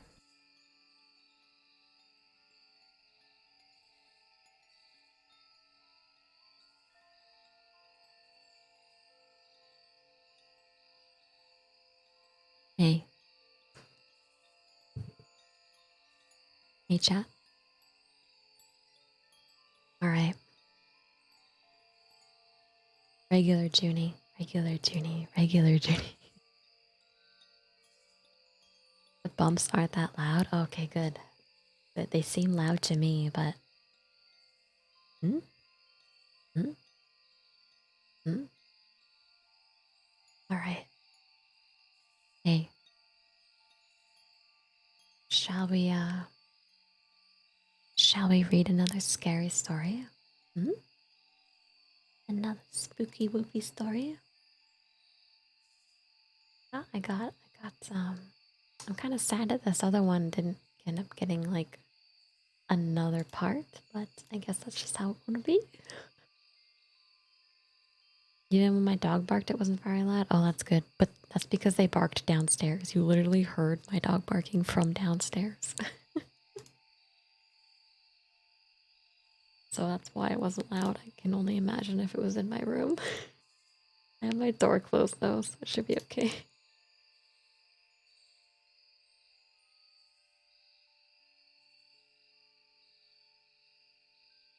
All right. All right. Next story. For you cutie patooties. Can I bark a few times? I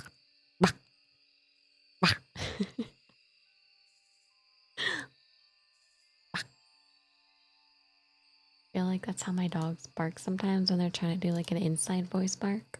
Rocket will just be like,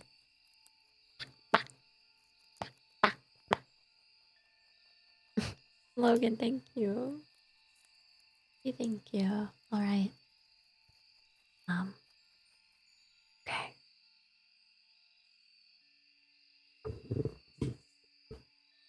Next story for you cuties. This one is called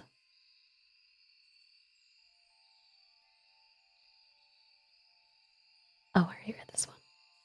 This one is called My Mom Kept Me Safe with a Text Code. She just used it. My mom was my whole world when I was growing up.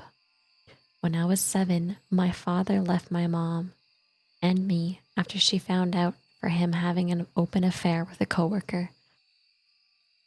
He beat her up and having the audacity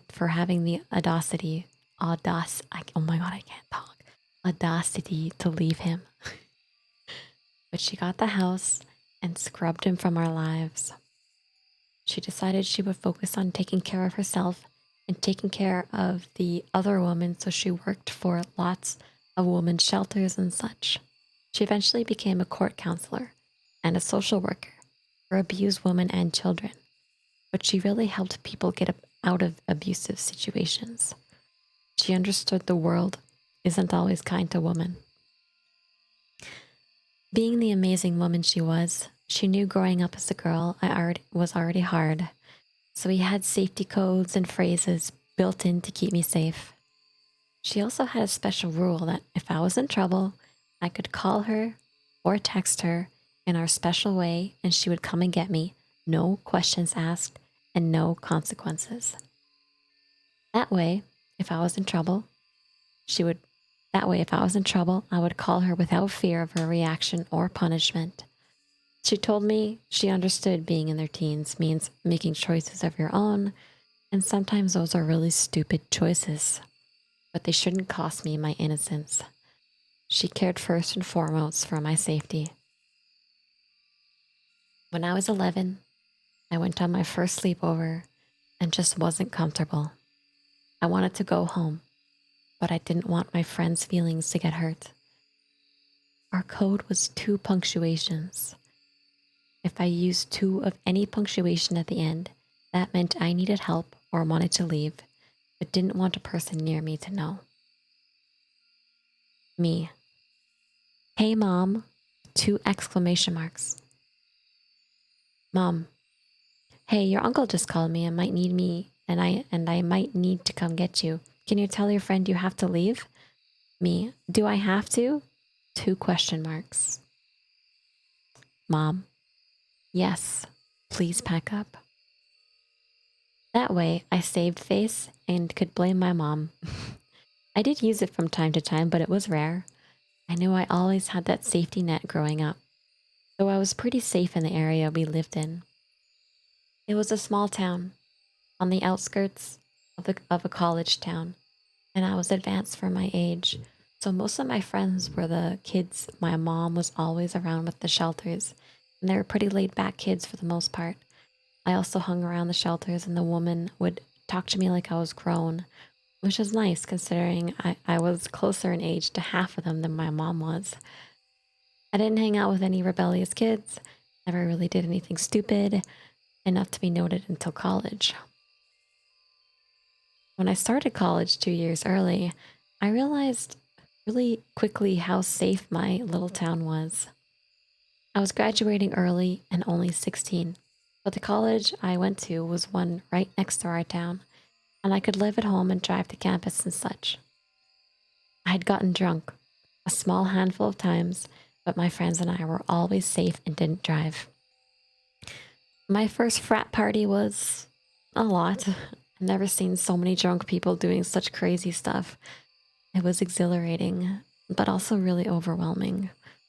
I ended up finding a quiet corner with a few people chilling. I struck up a conversation with a cute guy, and he offered me a drink. I know, dumb, naive girl. I didn't think twice and drank the drink. About 10 minutes later, I started feeling really strange and went to the bathroom. I had my phone in my hand while I heard Mr. Polite knocking on the door, but I could barely see my screen as I text my mom. Me. I'm at street redacted. Can I stay a little past curfew? Question mark, question mark. Mom. Absolutely not. I'm coming to pick you up right now, young lady. Me. 2 exclamation marks.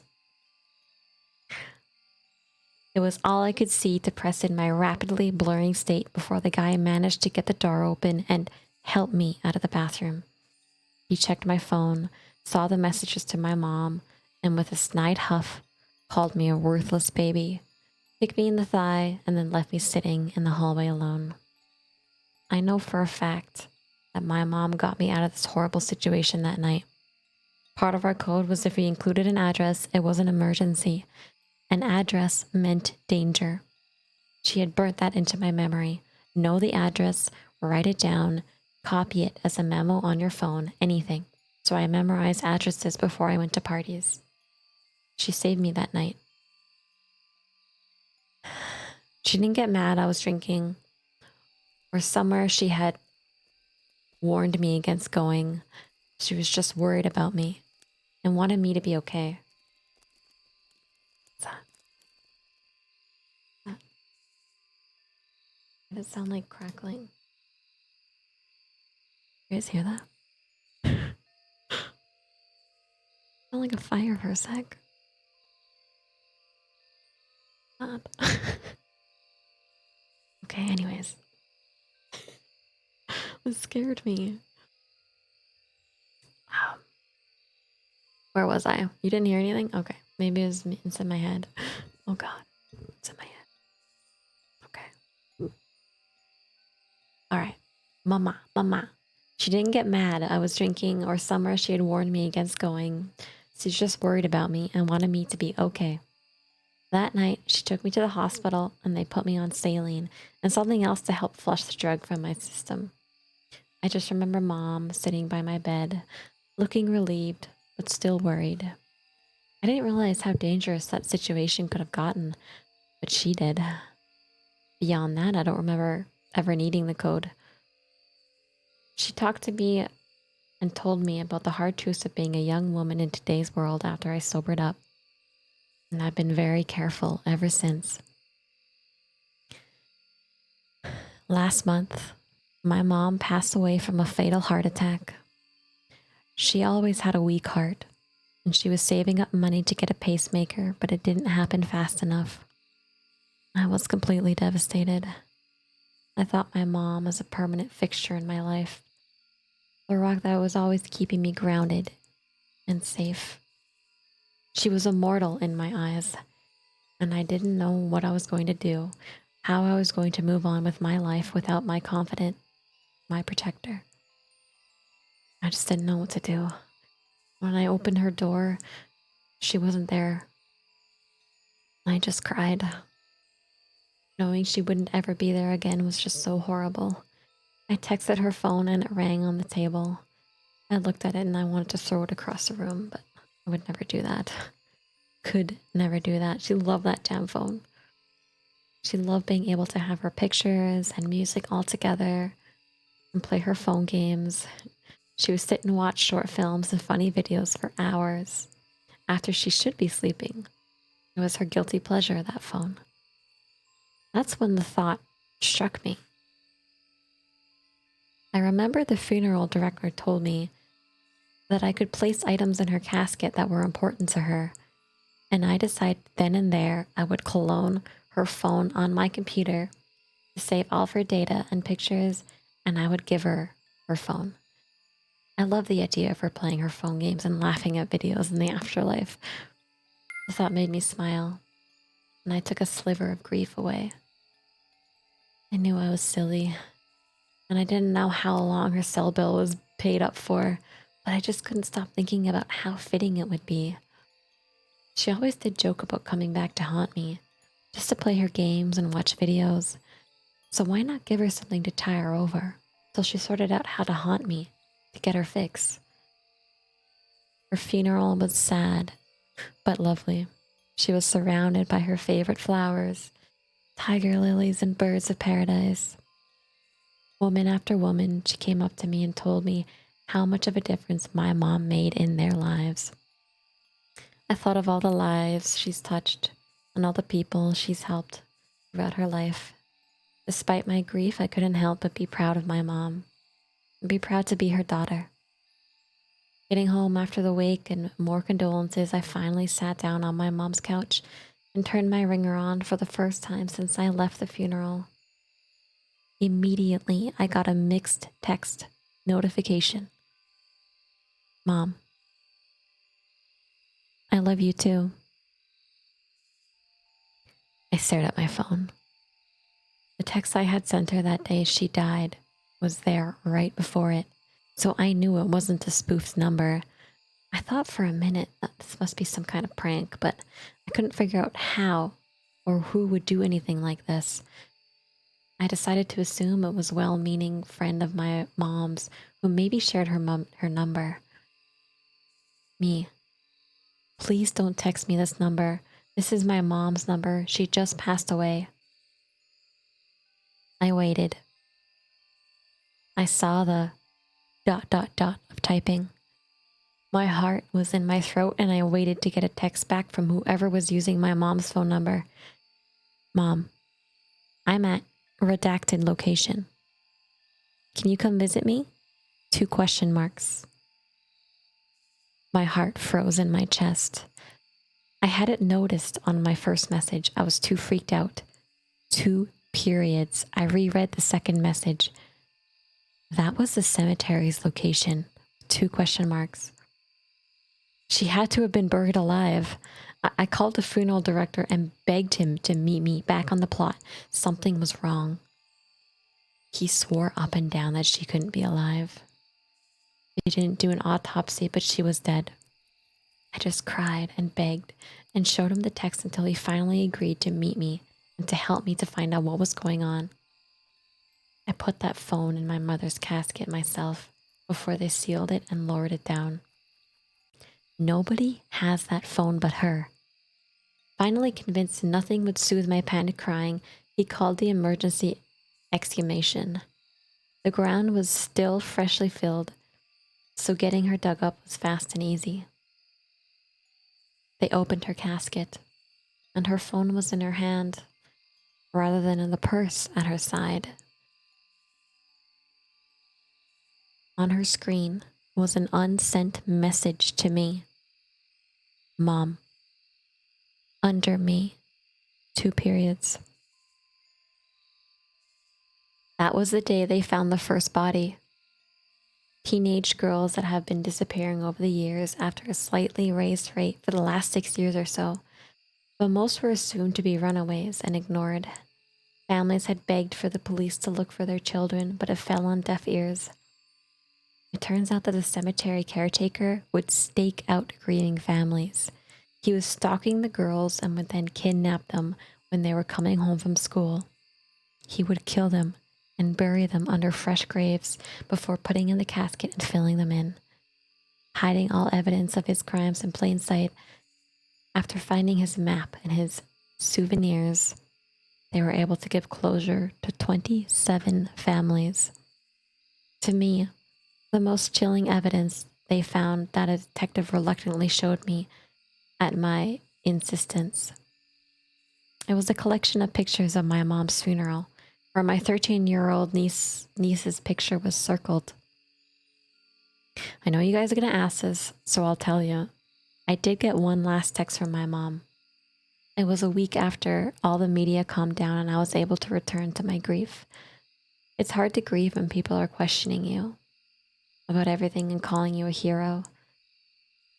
I knew I wasn't, but they just didn't want to listen to my story. They just assumed I saw something before they lowered my mom's casket down.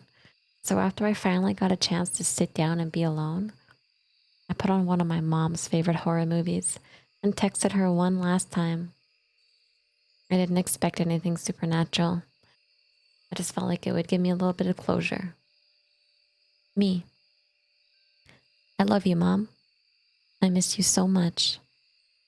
I hope you're happy wherever you are now. I set my phone down and wiped away my tears that were flowing freely. This movie was still as good as the first time she showed it to me, and it's cathartic to feel these emotions. I was genuinely startled when my mom's text ringtone went off. Mom, I love you too, honey. And I am.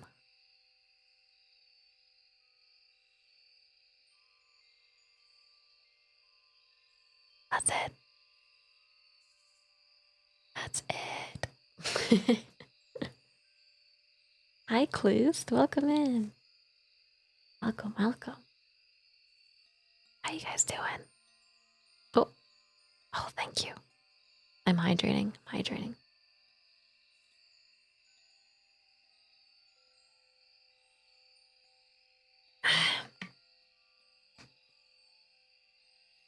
What do you guys think?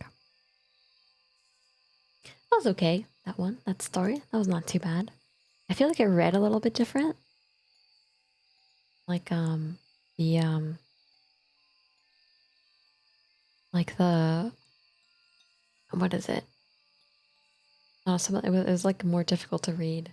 Like whoever wrote it, I feel like things didn't really flow as nicely as some of the other stories, but yeah, it wasn't too bad. It was a little predictable, especially since like the other ones that we've been listening to have been like not that predictable. So yeah, it was all right. There's really nothing to like say about it though. I think that's the only thing. That's the only thing. We knew what was gonna happen. We knew. Ugh. The wife story you read like 2 weeks ago was a lot better. That was like the top. That is like the top no sleep story on Reddit. That's like the best one on Reddit. Oh, and like for the last year, it has like an insane amount of upvotes. It's got like 53K upvotes. Yeah, that one was a really good one. It actually creeped me out. You only caught the tail end. Welcome in, Clues. Good to see you. Hi. And Unmei no Kage, hello. Hello. Hajime mashite, welcome in. Thank you for the pets, you guys. What do you think? You guys like whispering? Do you like whisper stories or do you like regular talking stories? How am I doing today? Hi, Lunara. How are you today, Juni? Thank you. Hold on, let me go back to this.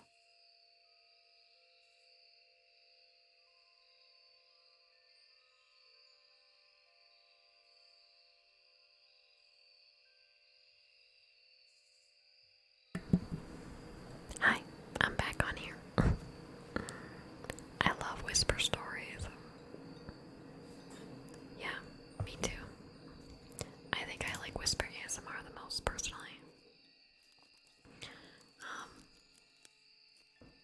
Do you like the soft normal voice? Yeah, so I think for reading, I prefer the normal voice. Like just like a soft-spoken normal voice because I think it's harder to like portray emotion as much with whispering, you know. Yeah. Normal soft. Normal. I read normal soft foreskin. That's what I read there. Thank you. You have a story to tell. Okay, Cola, what's your story? True. You guys get pets now. You get petty pets. Brushy, brushy.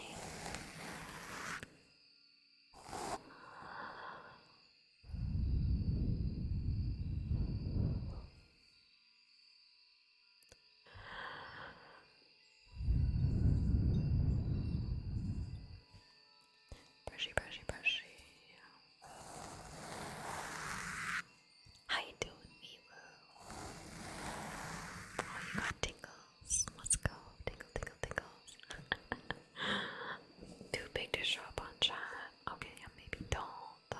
If you want, you can join Discord and you can share your story in art if you like. The art channel.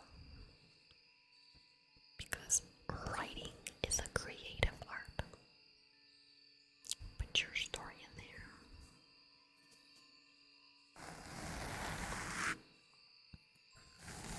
Do you guys like this brushing?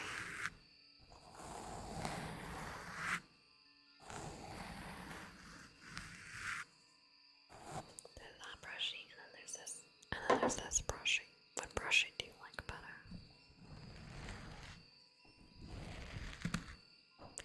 What's your favorite brushy? Brushy.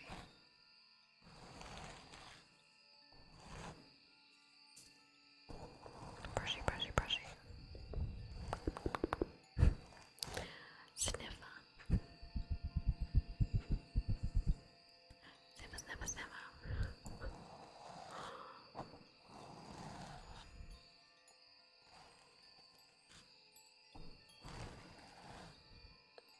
Yeah, I don't know. Brushy. I like the brushy. I like the brushy. Asmos. Welcome. Gloust, thank you for your follow. Thank you so much. Alright, who else got messed up from daylight savings time today? Who else felt the pain? Like you liked it because you get an hour, but it still screws up everything and we all hate it, right? Nobody likes daylight savings. I don't like daylight savings. I don't know why we keep doing it. I'm tired of it. Get it out of here. No more.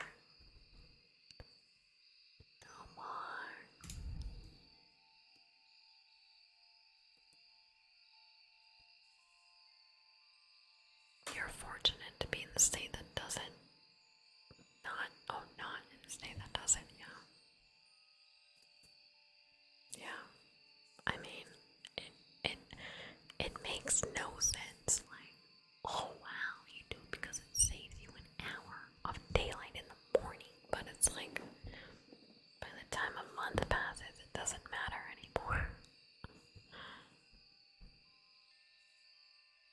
Yeah, Colodat, you can't put images yet.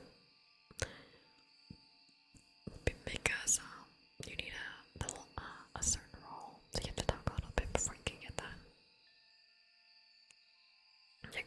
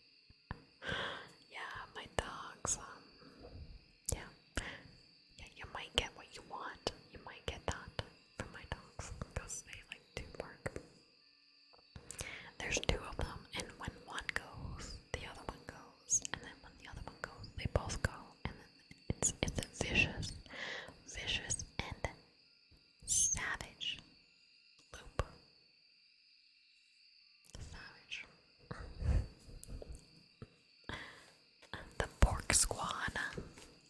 The pork squad. Oh, sorry, it's loud. I laugh too much. You understand? Yeah. Yeah, when one goes, dude, it's like everything goes to hell. You ain't stopping. You're not stopping the momentum. There's like a snowball and it just keeps going. Your corgi. Oh, Lunar, I didn't know you had a corgi. What's your corgi's name? Oh my god, corgi team. Corgi team. Emmy. Oh, so cute. I love it. Emmy. How old is Emmy?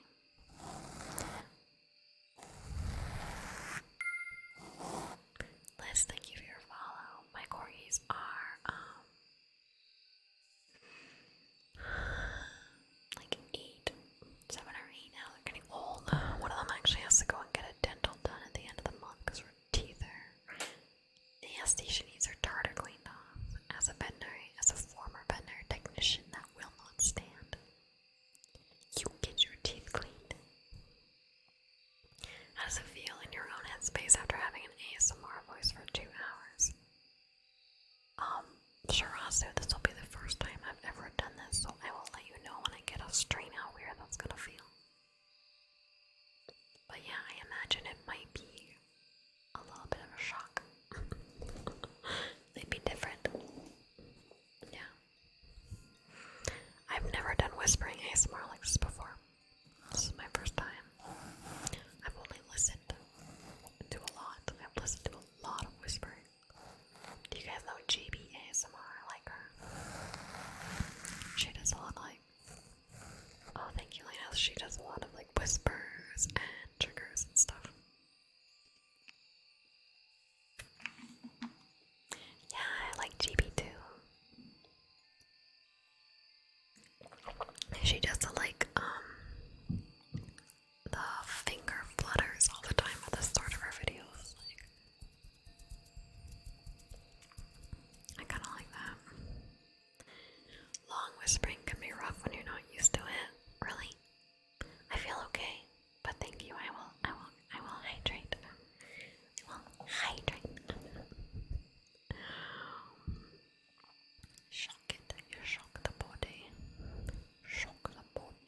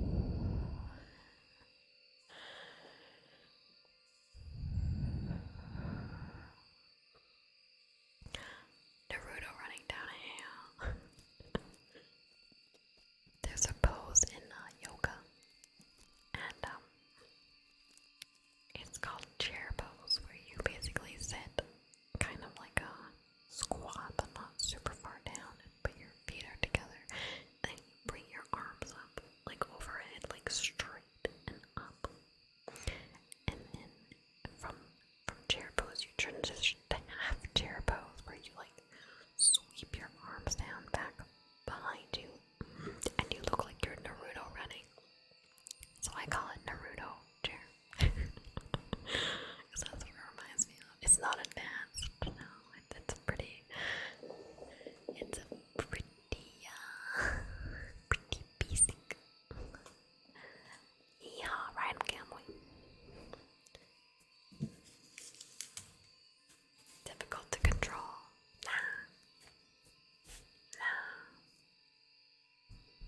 I have been doing yoga for almost a year and a half now, full time. As in doing it like at least 4 times a week. It's been a year and a half now, which is pretty cool because though from where I've started to where I am now, is kind of incredible.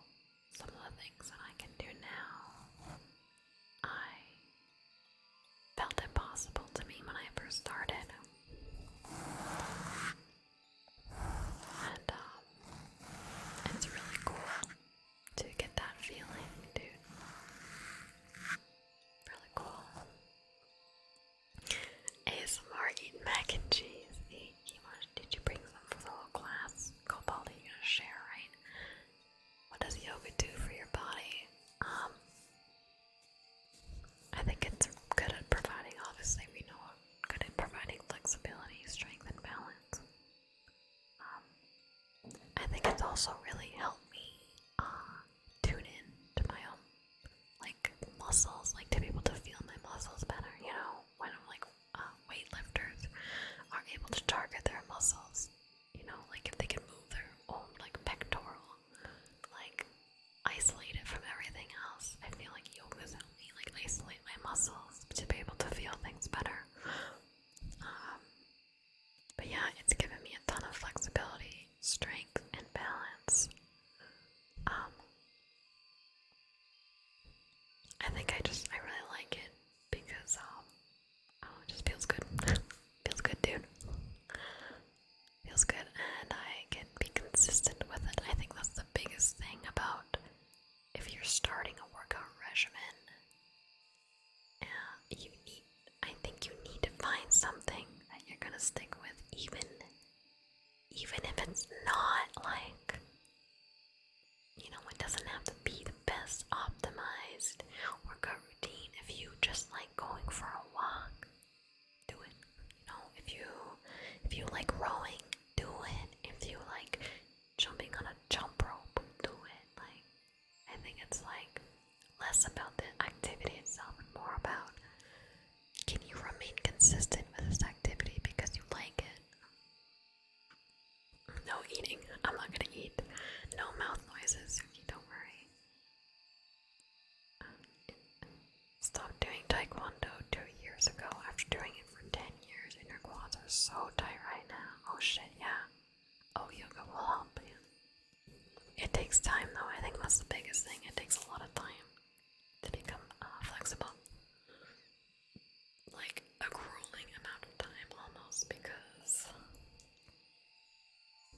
for me, doing it nearly like 4 to 5 times a week, sometimes like 6 times a week, I still can't, like, I'm not crazy flexible or anything. Like, I'm more flexible than when I started without a doubt, but I'm not like, I can't do the splits yet. And I think a lot of that is genetics. Like, I know some people probably might be able to do the splits after doing yoga after a year. Probably not have a problem, but I can't do the splits yet. Will I be able to eventually? I don't know. Honestly, some people might not be able to. And I think that kind of sucks. But it is the truth of it, where, like, I think you have to accept your limitations like that. You know? I know, which is hard. It's hard to accept that, especially for me. Like, I've been working so hard and knowing that I don't think I would ever be capable of doing the splits makes me sad.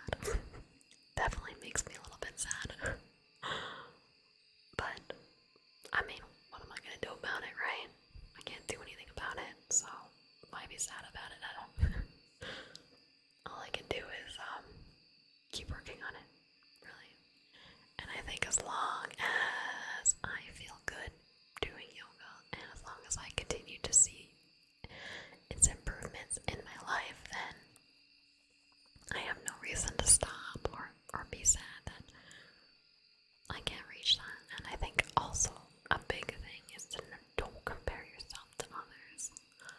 My dream is to one day be able to reach my feet. One day, Lighthouse, you gotta keep on it though. You gotta keep consistent, my dude. I actually found like a thing for getting to the splits, and hi Desira. That's because I'm whispering in your ear. Juni Kodama, why do my ears have goosebumps? Like a set of exercises you can do every night. Like I imagine most people probably wouldn't be able to do the splits after 30 days. That sounds insane, but you'd probably get more flexible. Probably. Yeah, but I think the biggest thing is, and this goes in everything in life. I want you guys to listen to me. I want you guys to listen to me really good here. Okay? Don't compare yourself to others. Please. Don't compare yourself to others. Don't do it. You're not gonna feel any better. You won't feel better. That's one of the things that I know that I'm supposed to do, but I will still catch myself doing it every once in a while, especially as a content creator and a VTuber, somebody on Twitch. It's really easy to compare yourself with others and see other people growing faster than you, or doing something different and, more success than you. And I think it's really easy to see that and feel upset about yourself and ask why and things like that. But I think you also have to realize that there's so many factors in these things that you can't control, and that your own progress is still progress. And to not worry about what other people are doing, worry about yourself. And maybe it's easy for me to say that, and maybe less easy to actually follow those rules, because, like I said, even me, myself, I kind of get down on myself sometimes.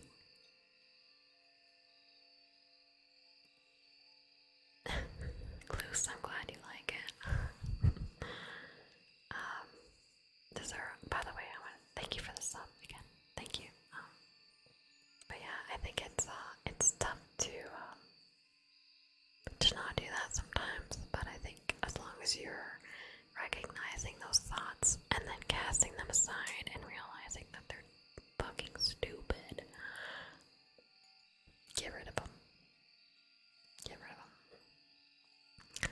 Because any progress is progress, even if your progress is slower than others. Gotta remember that. Hi, water guide. Are we staying hydrated? We sure as hell are. I'll drink one just for you.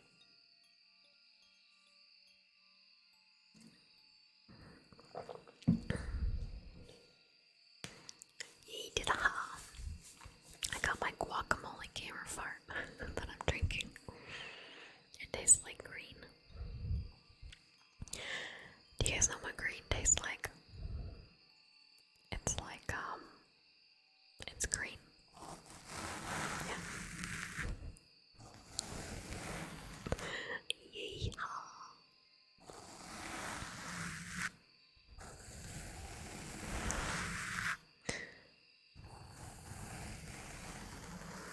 My ideal sandwich. Probably like an Italian no, not a BLT, but like an Italian one with like the worst curated meats, salami and whatever garbage meats they put on those Italian sandwiches with like a white cheese and like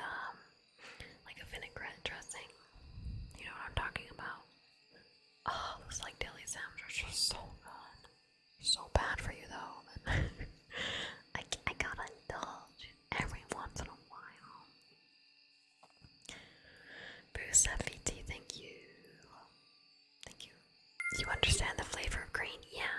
And it's the same thing as like blue. You guys know what blue tastes like, right?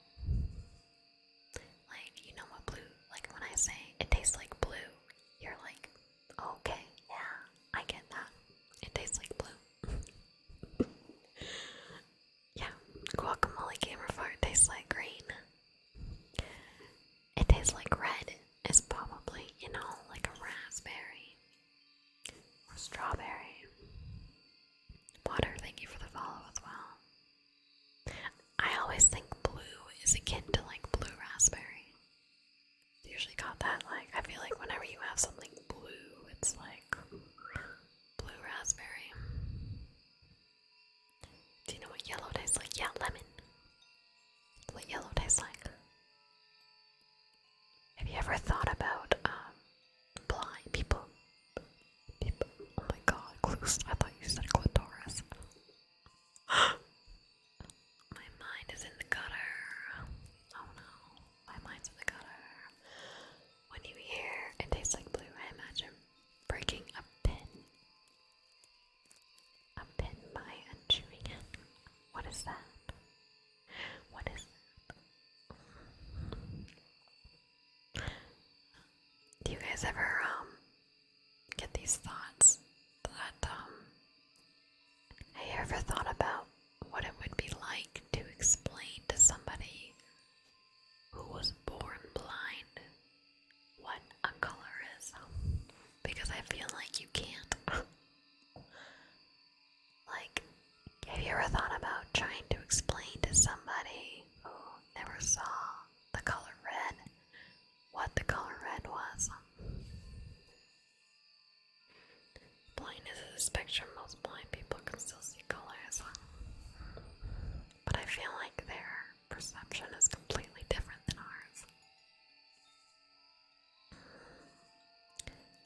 I feel like it's impossible to explain. And then you think about like infrared rays or X-rays or like different parts of like the spectrum that we can't see, because you know that we can only see like visible light and ultraviolet. Visible light. We can only see visible light, but we can't see, you know, radio waves or gamma rays or infrared rays. Can you imagine, like, what would those look like? What would that even look like? You can't even imagine what you think it would look like. But then you think about what if there's probably, maybe there's things out there that can see those things on the spectrum. You know, maybe like different animals or plants or flora that are like capable of seeing those things. But you can't. Isn't that kind of a mind fuck when you think about it that way?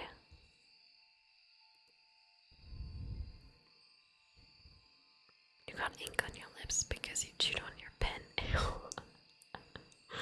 Marisaki, you're not supposed to chew on pens. Come on.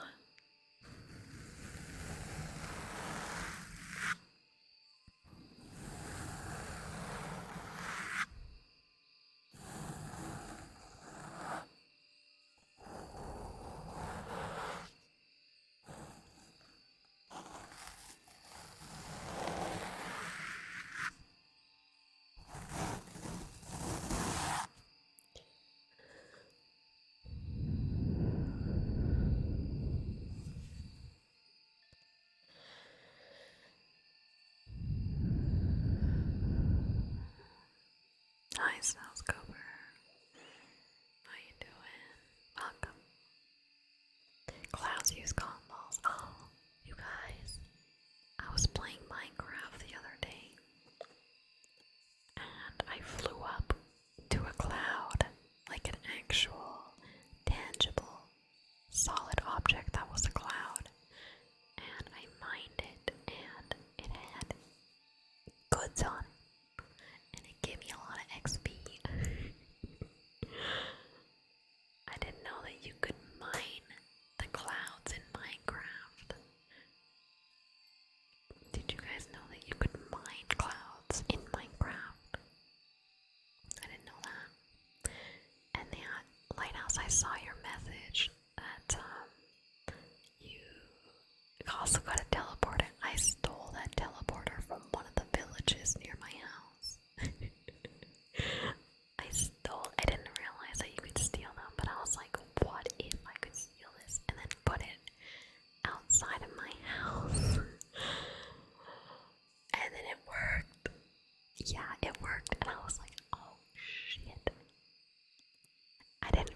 realize that it took a level for you to teleport, though.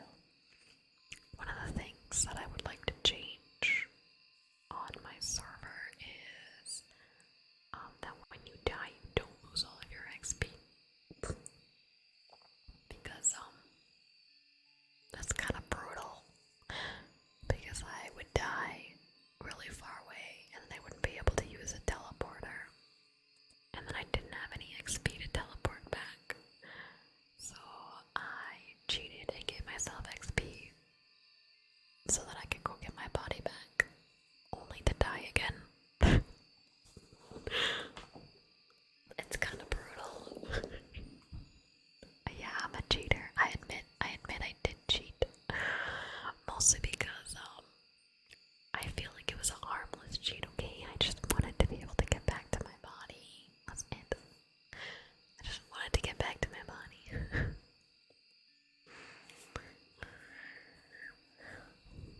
I know I'm a big cheater. Keep inventory when you die. Are you serious? Is that what you want? I could see you if that's what you wanted. Because yes, that would be actually probably just fine. Is that I'd have to look it up, but yeah. Oh, thank you, Ruby Red. How you doing?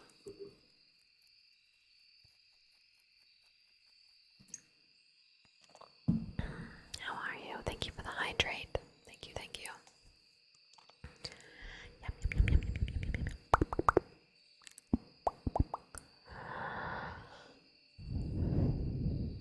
Do you by chance happen to have Pop Rocks? I don't. I actually looked before stream. I looked before stream and I don't have any Pop Rocks. Sorry. Gomin. Sad. Yeah, very sad. You guys just get brushies. Plain old brushy brushies.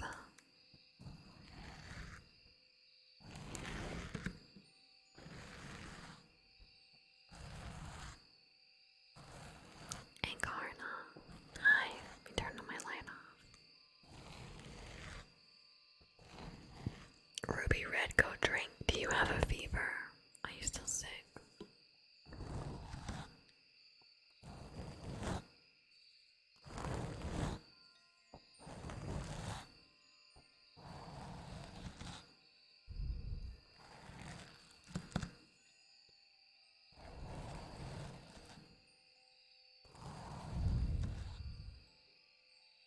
Yeah, you gotta make sure you drink a lot when you're sick. You guys want a spritz? Do you want a spritz of Wild Relief, lemongrass, and lavender spray again? Do you want some of this again? Ah, fresh. Ah, so fresh. It smells like lemon in here. Maybe I am feverish. Go take your temperature. Do you have a thermometer?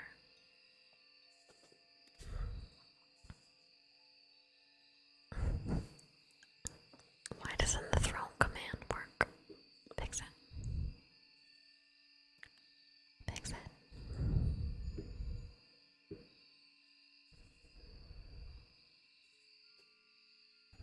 Yeah. Sodium is good. Yeah. But Water Guide said you have the water guide here in chat for you. And you just said you're dehydrated. Do you know what kind of repercussions are just about to happen now? Do you know what kind of can of worms you just opened? Hi, Burboy. Yeah, we're whispering. We're doing ASMR whispering in between our storytelling. We're doing regular, like, soft-spoken speaking for stories. I have one more story for you guys before I head out. One more.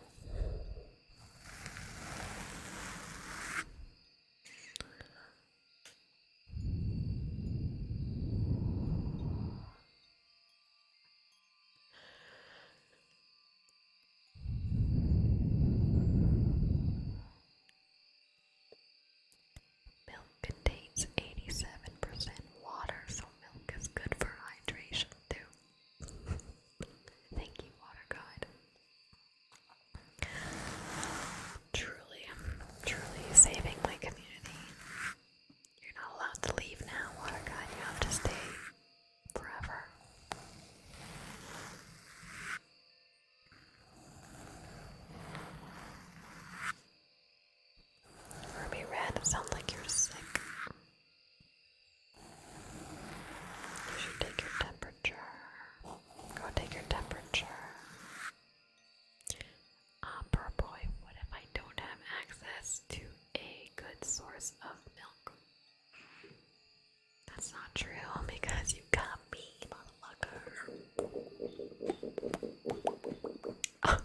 My chair.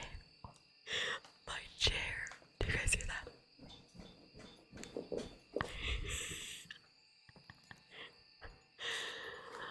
I wonder if I can get it to sound like it's farting.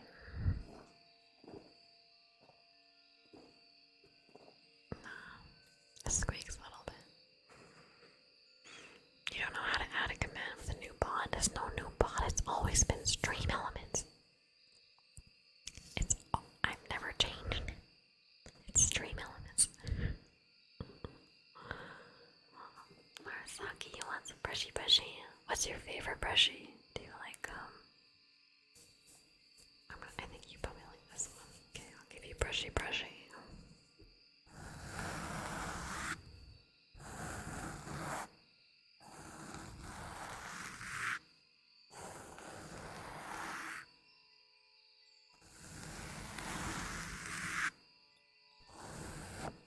Hi Riddler, welcome in.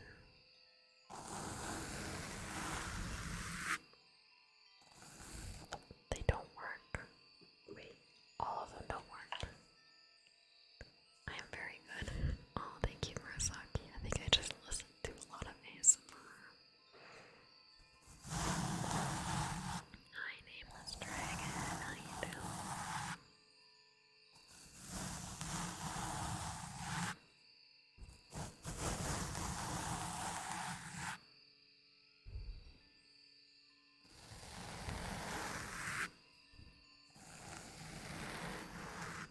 These are petty pettings for Suki before bed.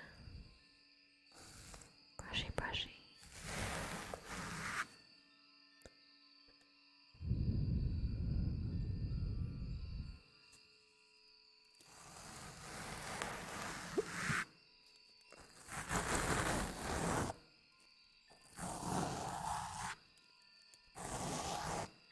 What does it sound like when I cup the mic? Sound like I don't think it works like the 3DO. No.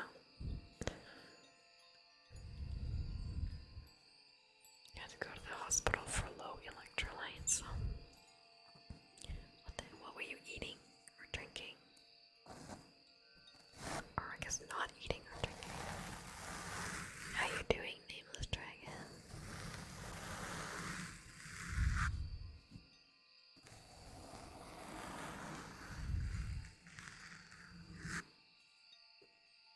Oh look, lighthouse. Oh, never mind, that was a timer. I thought your command worked.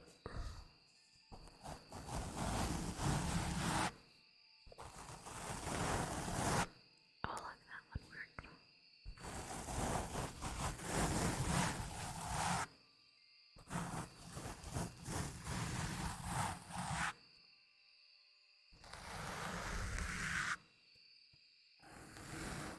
Water God, I hope you figured out whatever it is and you're able to balance it because that sounds shitty. Oddly smoothing. It's like I'm brushing your hair. Smoothing. Oddly soothing. You have to imagine me brushing your hair. Here, I'll put a little pepe here. You guys can pretend that you're the pepe. Here. Look at you're this little pepe here.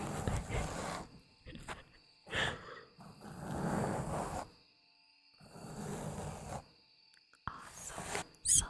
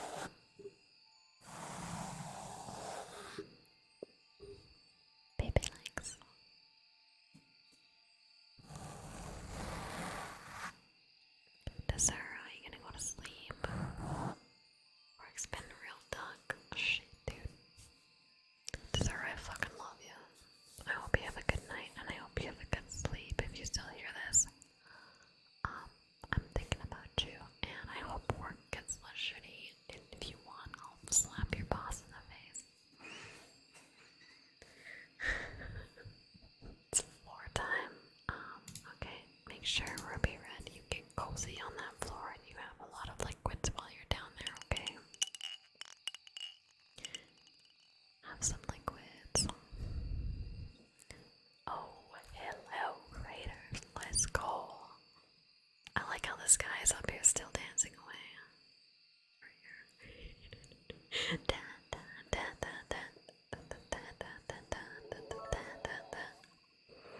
Oh yes. Hi, Dirk. Welcome in. Hi. Right there.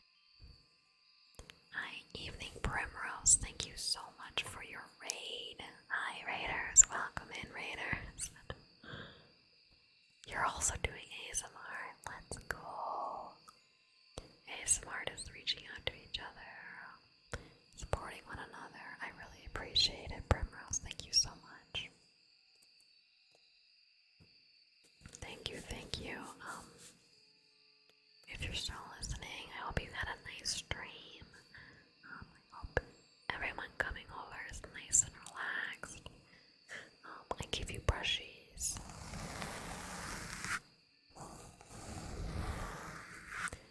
My name is Juni. I am a triad VTuber and variety streamer. Mostly usually play video games, but today I figured I'd just shake it up a little bit and do some ASMR. Tell you guys some stories and stuff. Give you some personal attention. Personal attention. You know, like tappy tappies. You guys like tappy tappies? Can you hit the gritty? What does that mean? What's hitting gritty?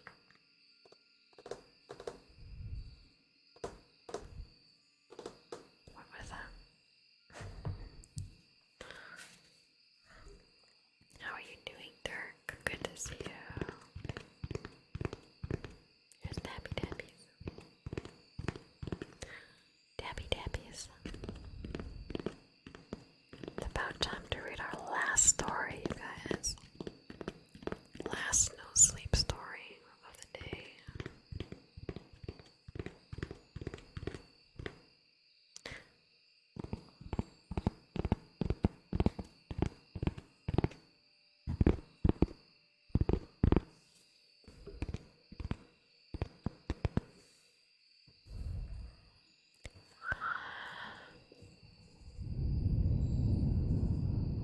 Good night, Suki.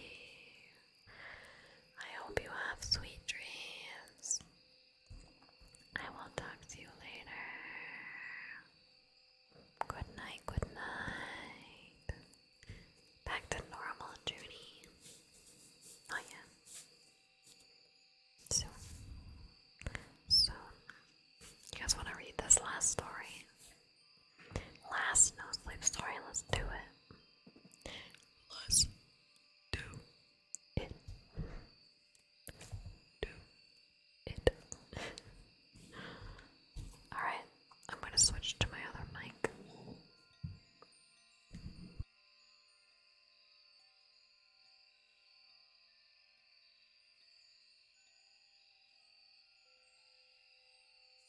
Story time. Story time.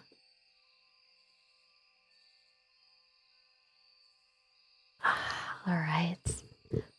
The last no sleep story of the night. Are you guys ready? Are you guys ready? I feel like I could like read books on these days. I wouldn't mind, but it have to be like an online book that I would actually be allowed to read. It's okay. Last story of the day. Ara ara. Hi, E-Rock, thank you. So this one is called You're All in Favor of Book Reading Streams.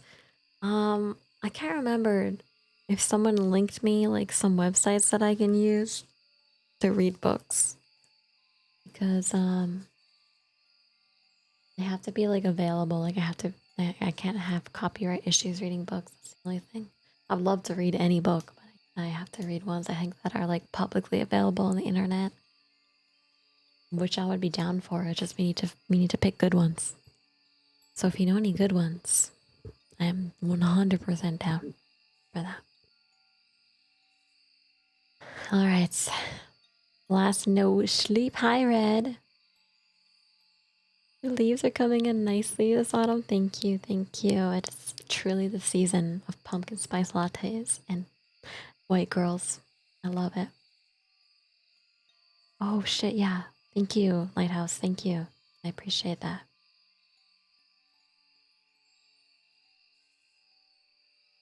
I appreciate that. Thank you so much. Yeah, the Uggs and the hair buns on top of our heads, scarves, pumpkin spice latte in hand. You know how it is. But the snow is coming. I'm gonna lose my leaves soon, which means that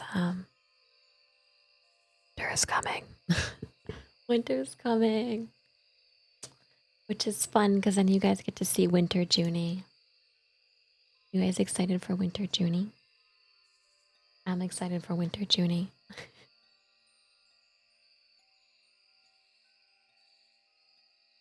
Yeah. No, I'm not gonna be bald.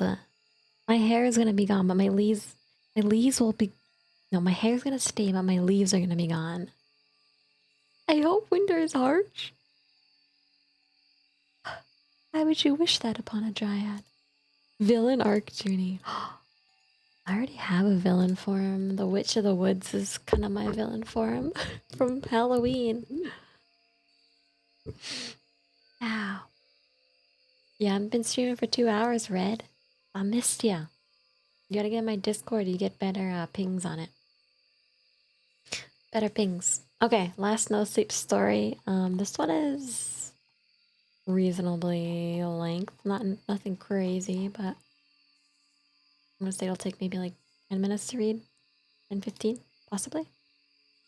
Winter dry is gonna be dope. Yeah, I'm gonna have a winter forum, and then I'm also gonna have like a Christmas forum. Maybe, I don't know. I haven't made them yet, so I'm making assumptions of myself actually being able to do it. Anyways, all right. Last no sleep story of the night. Get in, get cozy. Get a glass of warm, a blanket, some flannel pajamas. Do we get presents? Do you guys want to do Secret Santa? Secret Santa? Yeah. Okay. All right. It's time. Last story. Last story. Love you. Love you too. Mwah. This is called My Husband Insists on Keeping This One Painting of a Woman. It's probably because it's got boobs on it. We already know how this is ending.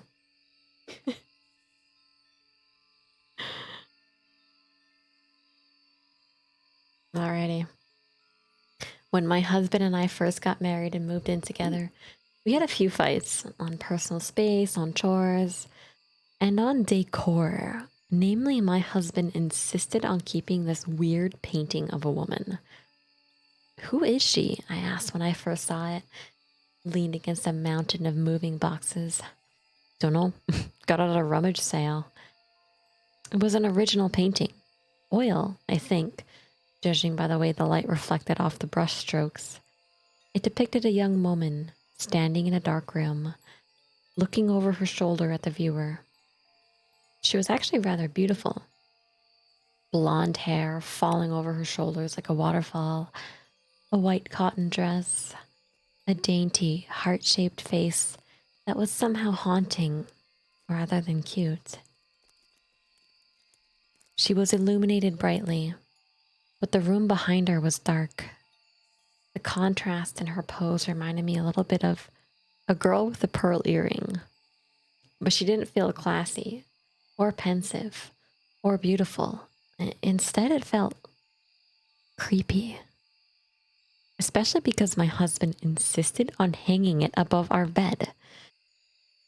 I mean, it's a beautiful painting, I said, but it just doesn't fit in with modern decor. Neither do your Funko Pops. Okay, but they're small. This painting is enormous, for Pete's sake. The woman is nearly life-sized. I want to keep her where she is.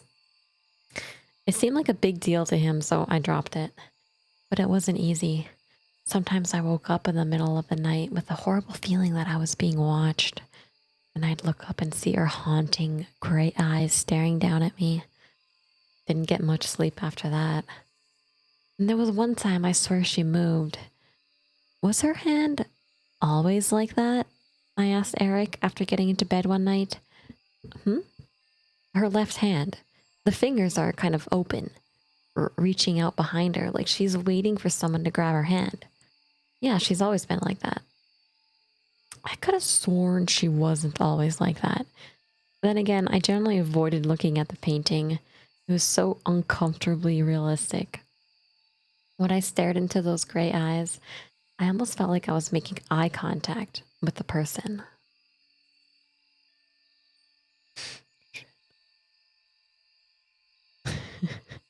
I hate eye contact. It's the scariest thing of all. Sorry, now I lost my spot. It lasted 2 weeks. Then I begged Eric to move it. Can we please move the painting somewhere else? I really hate looking at it before going to sleep. It's the nicest piece of art we have. It belongs above the bed. What about the sunflower one? That's just a print, he complained, and it's so basic. Come on, I'll move my Funko Pop out of the way if you move the painting out. He heaved a long sigh. Fine, I'll move her. That was another thing. He often referred to the painting as her. It was weird. So he moved it downstairs. But honestly, that was worse. Every time I went downstairs, there she was, staring at me from above the landing with those piercing gray eyes. At least there was a painting with, at least when the painting was in our bedroom, I was just usually asleep or facing the opposite direction. I hit my breaking point a few days after that. For some reason, I just couldn't sleep. After tossing and turning for an hour, I decided to grab a snack downstairs. I got to go to the top of the stairs, and there she was. I hadn't turned on the main lights. Only the night light in the hall bathroom was on. With everything so dark, the background of the painting melted into the shadows, but the woman still stood out with her pale face and white dress. My stupid, sleepy brain interpreted it as an actual person standing there. I jumped about a foot in the air and would have fallen all the way down the stairs had I not caught the banister at the last second. Can we please get rid of that painting? I asked the next morning. Eric turned away from the stove, set the spatula down. Why? Last night it scared the frick out of me. I nearly fell down the stairs. He stared back at me, as if unable to understand. She scared you? He asked slowly. Well, more like startled me.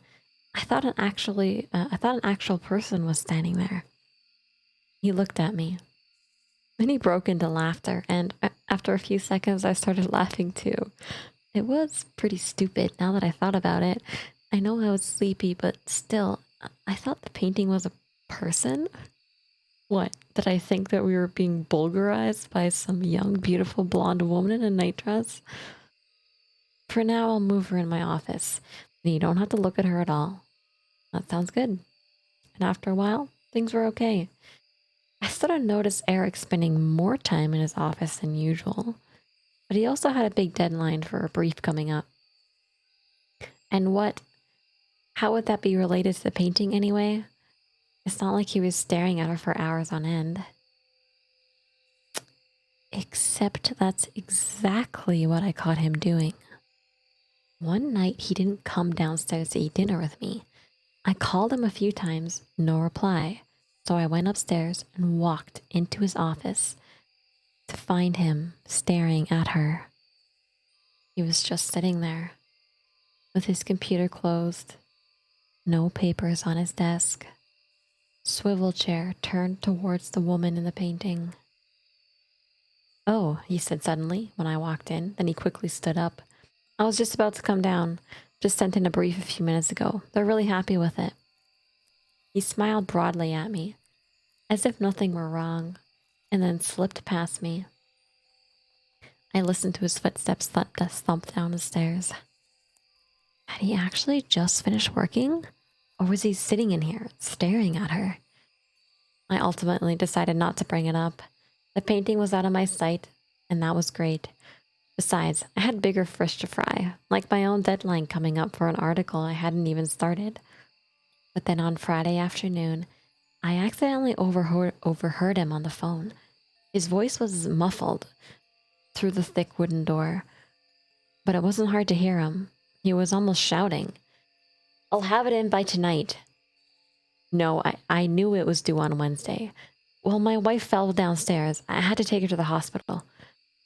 These words sent a chill through me. I barged in. "Why are you lying about me falling down the stairs?" His face paled. He ended the call and turned towards me. "I'm so sorry, Tara, but I need an excuse. I missed the deadline on that brief, and it's my job on the line." "The brief you told me that you finished 2 days ago?" He nodded silently. I crossed my arms. "Look, Eric, your work is your business, but we spent like all of an hour together all week because you've been locked in here all day, every day. I mean, are you even working? Or are you just sitting in here staring at her?" His dark eyes locked on mine, and then his voice grew soft. "You're jealous of her." "What?" "You shouldn't be, Tara," he said, stepping towards me. "The painting makes her prettier than she was." I froze, stared at him. Then I finally found the words. "Are you saying this is a painting of someone you know?" "No," he said slowly. "Sorry, I misspoke. I meant whoever this is a portrait of. I'm sure it's a flattering likeness. All portraits are flattering like that." I stared at him, my heart pounding in my chest. "Who is this a painting of, Eric?" "I told you, it's not Eric." I stepped towards him. My legs felt weak, wobbling underneath me. "Who is this a painting of?" He shook his head. I couldn't sleep that night. I know it sounds silly being so worked up over a painting, but you have to admit it's weird. He was obsessed with this thing for whatever reason. Why didn't I see the painting when we were dating? Did he hide it away in the basement? That was the one place I'd never been. He had built a little shrine down there, paintings, candles. Had he built, he didn't, had he built a little shrine down there, paintings, candles, the whole 9 yards, the thought of it made me sick. Is it an ex-girlfriend? An ex-wife? Even that he never told me about. Getting a painting commission must have cost a fortune, especially a huge, detailed one like this. I mean, as much as I hated the thing, it was clearly done by somebody incredibly gifted. The glint in those piercing gray eyes, that small dimple on her right cheek. But clearly he wasn't keeping it to appreciate the artistry. He knew her, and whoever she was, he's obsessed with her. And then I got the craziest idea. I sat up in bed, slowly, quietly, turned to Eric. He was fast asleep. Then I slipped out from underneath the covers, grabbed my phone from the nightstand, and tiptoed out of the room. My bare feet padded across the hallway as I made my way towards his office. Then I pushed the heavy wooden door open and stepped inside. The office was cold, much colder than our bedroom. Goosebumps pricked up my bare arms, but I didn't waste any time. I reached over, fumbling across the wall, and hit the switch. The light flicked on. The blonde woman stared down at me from the wall. Her eyes seemed to follow me as I took Eric's leather chair and dragged it across the hardwood. Once against the wall, I stepped up onto it. We were staring at each other, face to face. I had never been this close to the painting before. My face inches from hers. This close, I could truly appreciate the detail. Each individual eyelash painstakingly drawn, curving up from its follicle. Thread-like striations of light dark gray filling her irises. Her skin so pale and creamy, dotted with the tiniest of pores. But I wasn't there to appreciate the artwork. I lifted my phone and took a photo. Then I brought up a reverse image search. It took a few minutes for me to find the right website and upload the photo. But then when the results loaded, I gasped. I expected maybe one result, if I were lucky. Some sort of facial recognition that would match the painted face to a photo, or maybe the artist's website would come up and mention who the subject was. But instead, dozens of thumbnails filled the page of the exact same painting I had been staring at for weeks. Fingers trembling, I clicked on the first one. It led to a news article. Search continues for missing Franklin art student. My heart dropped. Little black dots danced in my vision. I collapsed into the chair behind me, trembling, and began to read. Anya Kelsing, 23, went missing after a hike with her boyfriend. The two became separated when they came upon a bear. Her backpack was found roughly a mile from where the sighting occurred, but no trace of Anya was found. And the caption under the painting: Kelsing is a third-year student at Franklin College, majoring in fine arts. She recently completed a self-portrait that was exhibited at Le Coeur. I clicked on the next article and the next, but they all said the same thing: hike, bear, disappearance. All of them showed a photo along with her self-portrait. She looked strikingly identical to her painted likeness. None of them mentioned the boyfriend's name, but it had to be Eric. The most recent article from 5 years ago was a video clip of her parents begging for her search to continue. Sadly, judging by the news article, it never did. I don't know how long I sat there. All I know is I was suddenly jolted from my thoughts by a loud thump in the hallway. Footsteps coming towards the office. I shut up. He can't find me here. I glanced around the room, looking for someplace, any place that I could hide. But it was probably too late. Sure, he'd seen the light on from under the door. I ducked under the desk as he stepped into the room. Tara? I clapped my hand over my mouth, trying to silence my ragged breathing. He's going to see that chair out of place. He knows I'm here. He knows. Tara, you in here? Why did I hide? I could have just said I came because I heard a noise, needed a pen, couldn't sleep. Why the fuck did I hide? Now he's going to know that. Tara. But maybe it's fine. Maybe the bear got Anya. Maybe Eric had nothing to do with it at all. Isn't that more likely than Eric being a murderer? There you are. I looked up and screamed. Eric was crouched there in front of the desk, staring at me. I was looking for a pen, I stuttered lamely. I wanted to write down. I remembered that I have to pick up groceries tomorrow and I needed to add something. He tilted his head, a small smile on his lips. I don't think that's the truth, Tara. Make a break for it. I started to lunge out from under the desk. His hand quickly shot out and grabbed my wrist hard. You figured out who she is, didn't you? That's the only reason you're hiding from me. I trembled in his grasp. What did you do to her? I whispered. He let out a loud, dry laugh. So you think I'm a murderer? How nice that's the first conclusion you jump to. No, I don't think you're a murderer.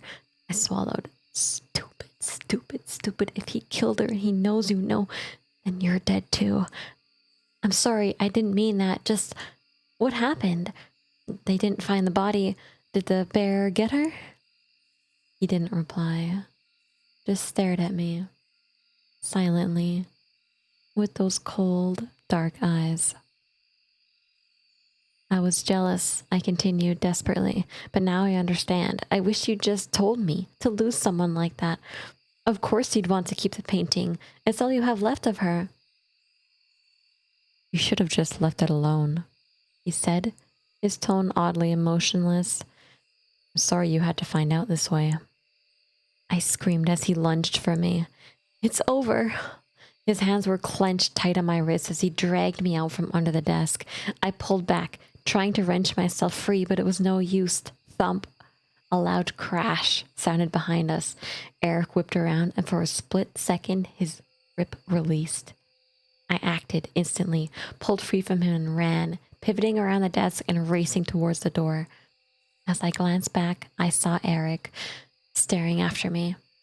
But I also saw what had made the noise. The painting of Anya had fallen from the wall. It lay askew on the floor, her gray eyes staring emptily upwards. I was always a fast runner. Eric was only halfway down the stairs by the time I was at the bottom. Bursting out in the cold air, I began to scream. He grabbed me from behind and tried to pull me back inside, but it was too late. Lights were flickering on. Our neighbor rushed out of his house, dialing 911. It was over. The police arrested Eric for assault. And once I told them of my story and his obsession with Anya's painting, they were able to search our house. A hidden office in his drawer with a small box. There was a pair of golden earrings. The same earrings Anya wore on the hike that day. The case is slowly mounting against him. I'm hoping, praying Anya gets justice and that a jury convicts him for her horrible murder. And would he have done the same to me if I hadn't escaped? If Anya's painting hadn't fallen off the wall? That was an explanation. There was an explanation, of course. When Eric had moved the painting in his office, he'd mistakenly installed one of the hangers into pure drywall. The weight of the painting had just caused it to rip out, and the painting fell. But sometimes, I think Anya was watching over me, that her self-portrait carried a piece of her, and that night she protected me from a falling victim to the monster who ended her life. The painting now hangs up in my foyer.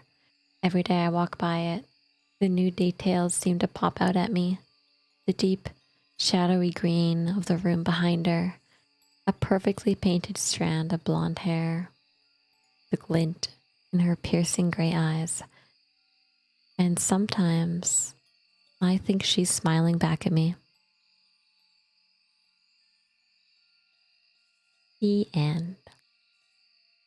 The end. Hello. That's it. That's it. Do you guys like that one? Jamie, hi. Smelly Isopod, welcome in from before. Hello, hello. You guys like that one? I think I like that one a little bit better than the second one. Hi, Kim. Yeah, wasn't anything supernatural. Good to see you, Jamie, by the way. Hi, how you doing? Nice work. Gunt, you're back. Hi, hi. Yeah. Thank you for the hydrating.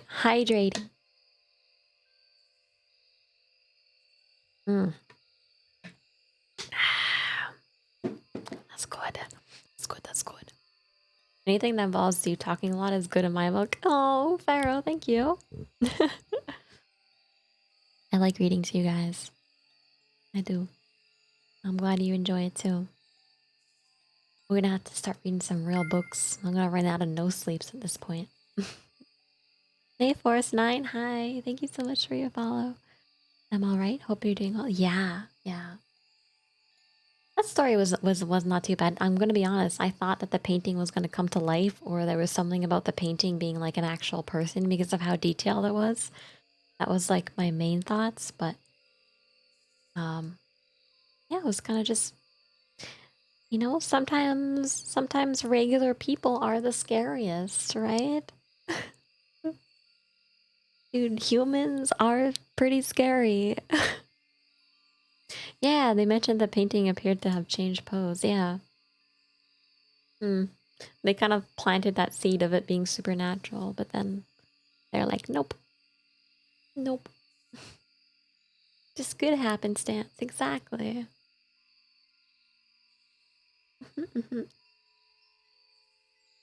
Got a story. It's short, but I've got it. Which one? Felt pretty good. I like the Reddit No Sleep is really good. Lighthouse did give me some websites that I can read for like public domain stories. Yeah, I might have to check those out and see what we like for in the future. Reading you in the future. What?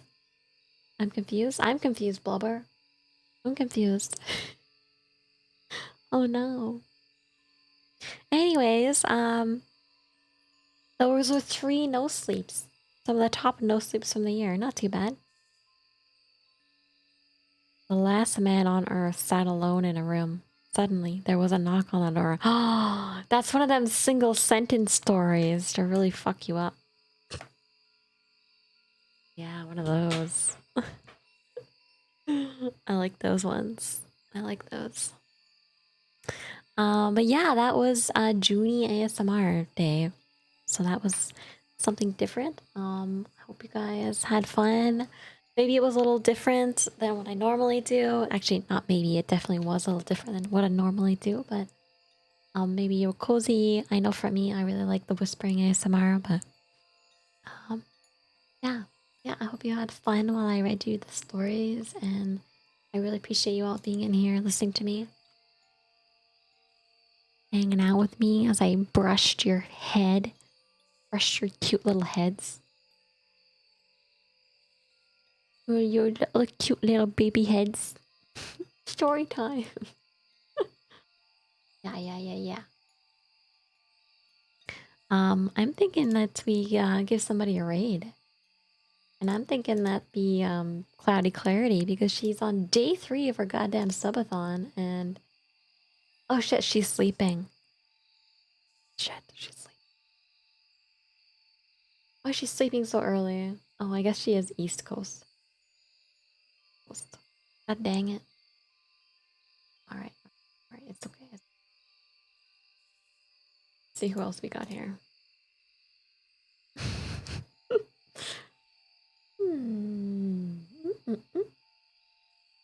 We can raid quietly. Try not to wake her up. But yeah, we could. But we're not gonna raid quietly though. We're gonna be loud. Thank you, Logan. No, we're gonna be loud as heck when we get in there.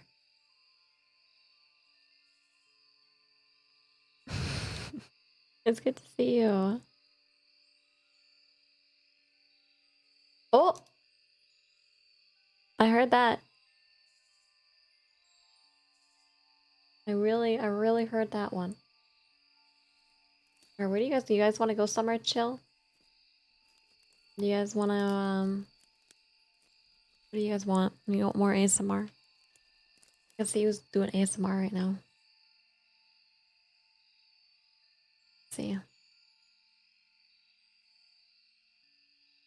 The comfy vibes. Yeah, I didn't want to pick anything scary. I have like the thing is all the people that I follow are like phasmophobia, like horror games and shit. Horror games. And I'll see if I can find another oh, we'll go raid Jasmine. She's a VTuber doing ASMR. Narrator, thank you. Oh shit, she's offline. Oh look, 13 months XD. We'll raid. Yeah. Thank you, narrator, for the 13 months. Thank you so much. Oh, I got a VTuber for us to raid. Let's go. Okay, narrator. Don't worry about it. Thank you. Okay, we're gonna raid Evie Envy. Let's give Evie Envy some love. Also doing ASMR. And they got a 3DO, so you guys are in for a treat. You're in for a lovely treat. a lovely time. Yeah. Copy and paste that raid message. Let's get in there. Make a little bit of noise. Not a ton of noise, but like a little bit of noise. Like a moderate amount of noise. Love you, narrator. Thank you. And on that note, chat, you're the best. Truly. You make my heart go thump, thump, thump. Doki, doki, doki, doki. Doki, doki, doki, doki. Thanks for hanging out with me today. I will see you next week for more stuff. I will post my schedule when I know what I'm doing. Love you. I'll talk to you later. Have a good night. Have a good sleep.